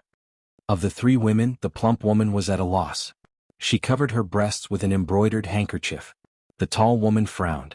The young girl turned a deaf ear. She was still embarrassed and embarrassed. Chin Pingan added a dry branch to the bonfire. He still looked at the girl wearing embroidered shoes with a smile. He really did not know if she had a bad memory or if she really liked to be clean. Whether it was her embroidered shoes or her skirt, she still walked on the mountain path without a trace of dust. He said slowly, you don't remember? Then I'll help you remember. About 7 years ago there were 4 foreigners sitting here with me. A bearded hero, a young Taoist priest, a refined scholar and a shabby youth. Later on we met again at the Sword Water Manor. The almond-eyed girl no longer turned to face Chin Pingan. She covered her mouth and laughed. How can I not remember? That time I suffered a great loss at the hands of you and that bastard old song. Now when I think of this tragic matter my little heart still hurts. You stinky men, you don't know how to be tender and protective of the fairer sex. You killed my 2 pitiful maids just like that. If I'm not wrong, young master, you're that young man who was the most ruthless in destroying flowers back then, right? Oh my, you're really getting more and more handsome as you grow up. I wonder what you're here for this time? She put her hands behind her back and walked half a circle around the bonfire. From beginning to end, she kept a certain distance from Chin Pingan. What? Could it be that young master is not as young and ignorant as before? Could it be that you're beginning to understand the taste of women? After tasting the women of the mortal world, you're a little tired of them and want to come here to try something new? You want to try out the skills of us ghostly beauties in bed? Chin Pingan waved his hand. I don't dare. I know that madam likes to eat stir-fried hearts and livers. It's best if it's a cultivator because it doesn't have an earthy taste. Chin Pingan glanced at the entrance of the ancient temple. It seems that after old Senior Song sacrificed his sword, he killed many of your ghostly otherworldly items in one breath. Now you're no longer as powerful as before. The almond-eyed girl curled her lips. She stretched out an embroidered shoe and gently fiddled with the bonfire. Tell me, what do you want to do by luring us to show up this time? Chin Pingan asked. After the battle at the Sword Water Villa, the original 4 devils of the Comb Water country suffered heavy casualties. Some died, some ran away and... Forget it, let's not talk about this. I already knew this. However, I heard that in the beautiful Clothes country, there were soon new 4 devils of the Comb Water country. Some of them took advantage of the situation and rose to power? She squatted down and sighed. 2 of them died. They didn't have the life to enjoy life. They were casually killed by a cultivator from Dali called Secretary Wu. Fortunately, he listened to my advice. He did prosper, but I regretted it so much. A few years ago, during the turmoil and chaos of war, that fellow's business suddenly flourished, and he gathered a large group of vicious ghosts. His army was strong and his horses were strong, and he never provoked the great Li's barbarians. His days were so happy, and he even received a title from the imperial court that made me jealous. Not only did he no longer mention the title of 4 evils of Comb Water country, even I was almost kidnapped by that beast to be his mistress. In this world it's hard for a human to live and it's hard for a ghost to live. What kind of trouble is this? Chin Pingan had been staring at her, but in fact he was also looking at the 2 female ghosts out of the corner of his eyes. She, who looked like a young girl, was a ghost with a high cultivation in the Comb Water country. However, this was not important for Chin Pingan at the moment. The important thing was that when the old sword sage Song Yuqian of the Comb Water country faced her, he found the old almanac and said, "You should abstain from fasting and seek wealth." Then the female ghost took out a small coin and Senior Song actually let her go. At first, Chin Pingan really thought that it was because of the old almanac. The female ghost, who was famous in the Comb Water country, was lucky that night. Later, when he went to the restaurant in the town with Senior Song to eat hot pot, he chatted with him. It turned out that among the 4 devils of the Comb Water Country, this female ghost had the most complicated life experience and style. She was the kind of ghost that could be killed without injustice, but not killing her was not necessarily a bad thing. Chin Pingan sighed and said, "Tell me, how many men in the world of the living have you killed over the years?" She rolled her eyes and said, "What do you mean by cruel? It's really unpleasant to hear. You and I are willing. They get the pleasure of men and women, and my sisters get the yang qi. They don't have to become ghosts and never be reincarnated. Everyone is happy. Of course, if I really meet those guys who you cultivators don't care about and the government can't control, I don't mind cooking a few dishes of fried hearts and livers." Chin Pingan didn't say a word. He seemed to have remembered some old things. She put her hands behind her back and said, "I really didn't recognize you. If you didn't tell me, I wouldn't have recognized you even if I was beaten to death. Back then you looked quite a tanned young man. It's said that a woman changes 18 times before she grows up. Are you men the same?" Chin Pingan said as if he was joking, "Since you can't recognize me even if I beat you to death, I can consider not killing you." She glanced at the green robe on this guy and suddenly became angry. She turned her head and glared at the tall woman. "Don't think that I don't know that you're still fooling around with that poor scholar. Are you thinking that one day he'll help you escape the sea of suffering? Do you believe that I won't deliver you to that bastard tonight? He's now an upright mountain deity. A mountain deity taking a concubine. Even if it's not as glorious as marrying a wife, it's still not bad." When she said these words, the almond-eyed girl's eyes were pitch black and a baleful aura lingered around her body. A scarlet color slowly flowed on her pair of embroidered shoes, as if blood was flowing on the shoes. The tall female ghost looked terrified. With a thump, she knelt on the ground and trembled all over. The plump woman on the side had a face full of ridicule. Perhaps there was also a bit of jealousy in her ridicule. Chin Pingan glanced at the temple door and waved to the 3 female ghosts. "You can leave." A moment later, the female ghost with the appearance of an almond-eyed girl frowned. She said to the 2 remaining maids beside her in a deep voice, "You can leave first. Go through the back door and directly return to the mansion." At this moment, a dense black wind mixed with specks of golden light rolled into the temple. A burly man with a bare upper body and 2 fangs exposed from the side of his mouth appeared. After he appeared, he took large strides forward and laughed loudly. "I don't think anyone can leave. I've been waiting for this day for many days. I'll catch you all in one fell swoop. You little girl, you're really hard to catch. I've sent people as bait several times, but you didn't take the bait. How come you can't bear it anymore and have the courage to run out of your nest? Do you really think that by picking a concubine with long legs, you can fill my stomach? Don't you know that I like women like you the most?" When the burly man with a height of 10 feet appeared, the ancient temple was suddenly filled with a pungent stench. The surroundings of the ancient temple were noisy. It was obvious that this mountain deity spirit was waiting for an opportunity to move and came prepared. Chin Pingan helplessly said, "This must be the mountain deity. Don't be in a hurry to deal with me. In any case, I can't run away. You can catch up with each other first. Betrothal gifts should be given and concubines should be given." The burly mountain monster, who was one of the 4 evil spirits of Comb Country in the past, now spent a lot of money and finally got the title of mountain deity, habitually drooled from the corner of his mouth. He really ignored this young man who looked like a cat warrior or a mediocre little cultivator. He turned his head to look at the short and slender girl with almond-shaped eyes and then waved his hand. The plump, beautiful woman immediately rushed to him and was hugged by him. The woman nestled in the forest of the mountain deity's chest and giggled.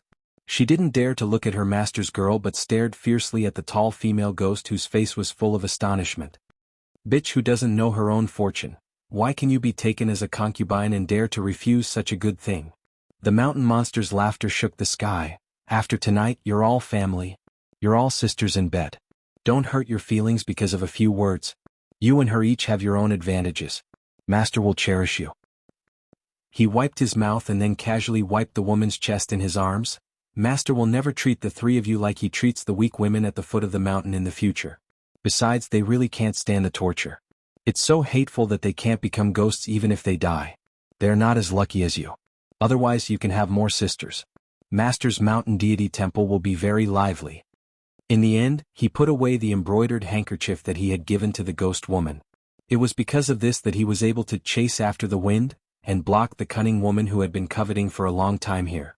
Otherwise, even if he managed to break into her mansion with great difficulty, the gains would not make up for the losses, and he might even lose both.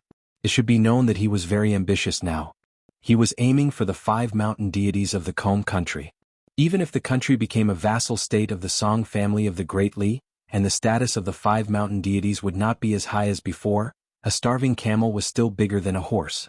In the Combe country, let alone a rural woman and a few beautiful ghosts, even Granny He and the higher-ranked female water deity were nothing to him. It was just a matter of hooking a finger. Qin Pingan added a handful of firewood to the fire. Even if his movements were gentle, there was still some noise. The mountain deity was obviously not as rough and reckless as he looked. He stared at the strange traveling scholar at the first moment. Qin Pingan smiled and said, "Sorry, you can continue." The new mountain deity of Combe country, who was born as a mountain monster, temporarily suppressed the strangeness and suspicion in his heart. He smiled at the almond-eyed girl and said, "Wei Wei, will you accept me? How about it? I won't treat you badly. You have the status. I guarantee that it will be the standard of a mountain deity's marriage. I'll marry you back to the mountain with 8 palanquins. As long as you ask, I'll even let the county city god clear the way and the land carry the palanquin for you." The female ghost named Wei Wei raised one of her legs high and shook her embroidered shoes. "Do you see how clean it is? Why don't you pee and look at yourself?" The mountain monster pushed the beautiful woman in his arms away and touched his crotch. He chuckled and said, "I like this temper of yours. I have no choice but to use the mountain deity's supernatural powers to snatch the bride and do the proper business first. In the future we'll make up for the marriage ceremony. Don't blame me, you're the one who asked for it. With this temper of yours, if I don't torture you properly in bed, how are we going to live in the future?" Wei Wei patted her chest. "Oh, you scared me." The tall female ghost standing beside her was in a dilemma. She took a step forward. "I'm willing to be your concubine. Can you let my master go?" Wei Wei's expression was displeased. With a wave of her sleeve, the female ghost was sent flying and crashed into the wall. Looking at the strength and posture, it seemed that she would break through the wall and escape. The burly mountain monster's mouth twitched. With a stomp of his foot, the mountains and rivers flowed rapidly. The tall female ghost crashed into the ground as though she had crashed into an iron wall. The colorful dress on her body fluttered along with the dust. Some of the ashes scattered. She curled up at the corner of the wall and stretched out her hand to cover a portion of her body. The mountain monster sneered, "Wei Wei, times are different now. Are you still unwilling to accept your fate? Do you really think that I'm still that big idiot that you can tease? Did you know that every time you teased me back then, I would give you a whip in my heart, you little b***** tease? I will let you know what is called beating is affection and scolding is love." He stretched out his hand and a thick mercury-like nimble whip appeared in his hand. Among the whip, there was a golden thread that was as fine as a hair. However, it showed that he was now the orthodox mountain deity. Wei Wei did not turn her head. She only pointed at the green-robed scholar behind her. "You filthy beast that hasn't even shed all your hair. Do you see him? He is the lover that I was planning to take in. Today I'm a ghost. I'm going to die with a scholar in an ancient temple. It's not a loss." Qin Pingan laughed. "Don't drag me down with you when you're about to die. Being a ghost is so unkind. No wonder there is such a calamity tonight." Wei Wei sneered. She no longer paid attention to the pitiful fellow behind her who was bound to die. On this mountain, the meaning of a mountain deity was self-evident. The slap that she gave earlier was already very good for the long-legged but brainless maidservant. For a maidservant, it was impossible that she, Wei Wei, would say something stupid like "I, Wei Wei, am willing to go with that beast," and only ask for the maidservant to be spared. She, Wei Wei, did not have the heart of a bodhisattva. As for the young man behind her who came to her door and caused her to be reduced to this state, she would not care about him. He deserved to die here tonight. Die for love? Die for love, my ass. Hundreds of years of glory were gone just like that. If that beast did not kill him, she would have slapped him to death herself. She did not want to be skinned and tossed into the frying pan by those mountain monsters. He even had to thank her for giving him a quick death. Qin Pingan suddenly asked, "Master Mountain Deity, you were able to be conferred the title of Mountain Deity. Did you follow the path of a civil official of Dali's Iron Horse Cavalry, or did the officials of Ji Shui country accept money and help you?" The mountain monster laughed sinisterly and said, "When you die, if you can still become a ghost servant, I will tell you." Wei Wei laughed heartily and said, "He dares to find the barbarians of Dali? I reckon that when he hears the word Dali, his 3 legs will go soft." Qin Pingan nodded and said, "So that's how it is." The mountain monster said sternly, "Wei Wei, just you wait. In less than 10 days I will make you give up on that pitiful hobby of grinding mirrors." The tall female ghost in the corner, as well as the beautiful female ghost, had a strange expression on their faces. Wei Wei did not care at all. She began to think about how to strike a stone with an egg. She tried her best to destroy both jade and stone. Qin Pingan slowly stood up and patted his clothes. It was about time. His luck was not bad. There was one of the Ji Shui country's 4 demons who came to find him. However, looking at the aura of the black smoke and the golden thread of the whip, it should be because the golden body was not stable and there was not enough incense. Qin Pingan bent down to rummage through the book box. The mountain monster frowned. Wei Wei could not help but take a few steps back. Only then did she turn her head to look. She did not know what the fellow who carried a bamboo box up the mountain wanted to do. She saw that person trying to carry the long sword that was originally placed in the book box on his back. After seeing Wei Wei's inquisitive gaze, Qin Pingan laughed and said, "A half-immortal weapon. Have you never seen it before? How can you travel over land and water without any treasures?" Wei Wei laughed at this fellow's shameless boasting. She smiled and nodded, "I've seen it before. I've seen dozens or even hundreds of half-immortal weapons."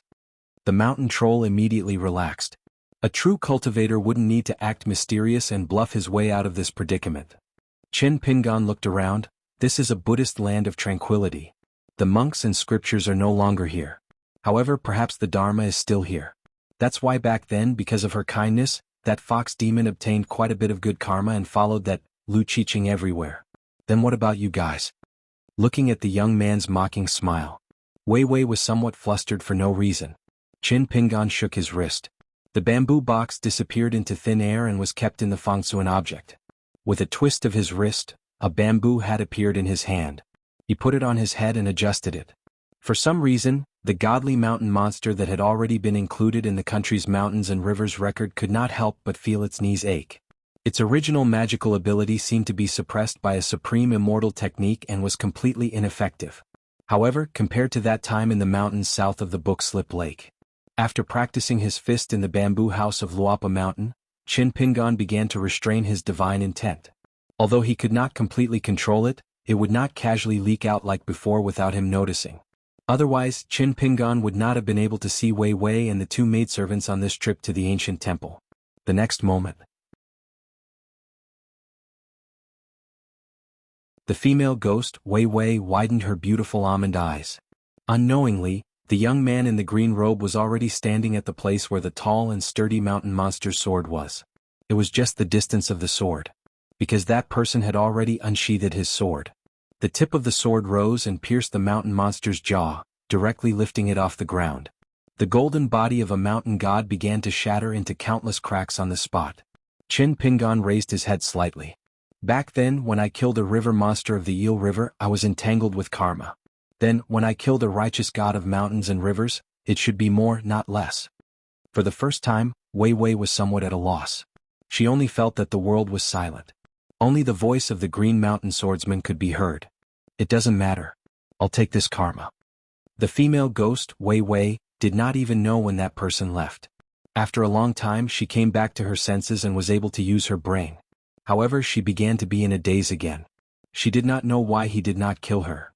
Of course, in the end, she did not know whether that sword was really a half-immortal weapon. In the ancient temple, it was the plump female ghost who began to kowtow and beg for mercy. The tall female ghost came to Wei Wei's side, trembling. She said in a trembling voice, "Master, you've been lost in your thoughts.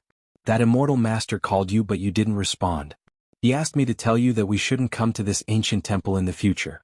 It's not a bad thing if we can accumulate more karma. Maybe the bodhisattvas of this ancient temple are watching." Wei Wei also realized her strange situation. She forcefully operated her magic as if she was forcefully pulling her feet out of the mud. Only then did she regain her senses. She gasped for breath.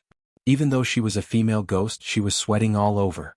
Her dress and embroidered shoes were different from those of the maidservants around her. They did not use those kinds of coarse camouflage. Wei Wei glanced at the empty ground where the body of the mountain monster should have been lying.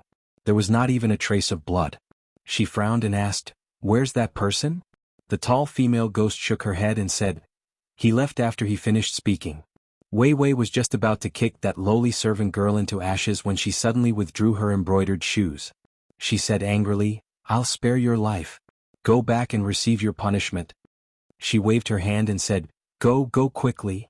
However, before she left the dilapidated ancient temple, she stopped at the doorstep and turned around. She put her palms together. This evil female ghost who never believed in Buddhism actually lowered her head and murmured, "Bodhisattva bless, Bodhisattva bless." Finally, Wei Wei glanced at the bonfire that had not yet been extinguished. It was a ball of light. They rushed away and returned to the temple. After Wei Wei and the three female ghosts left. Not long after, he returned to the ancient temple.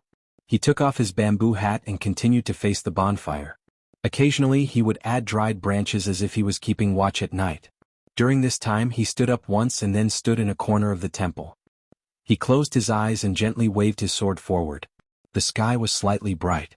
He walked out of the temple's gate and came to the edge of the cliff. After he finished punching, he stood still and turned his head with a smile. Qin Pingan withdrew his gaze and looked into the distance. The sky was wide and the scenery was picturesque. He believed that next spring there would be red peach blossoms, white plums and yellow cauliflower. You're tuning in to the Sword Dance in the Vast Sky YouTube channel. Don't forget to subscribe and join us on this journey to catch the most captivating stories.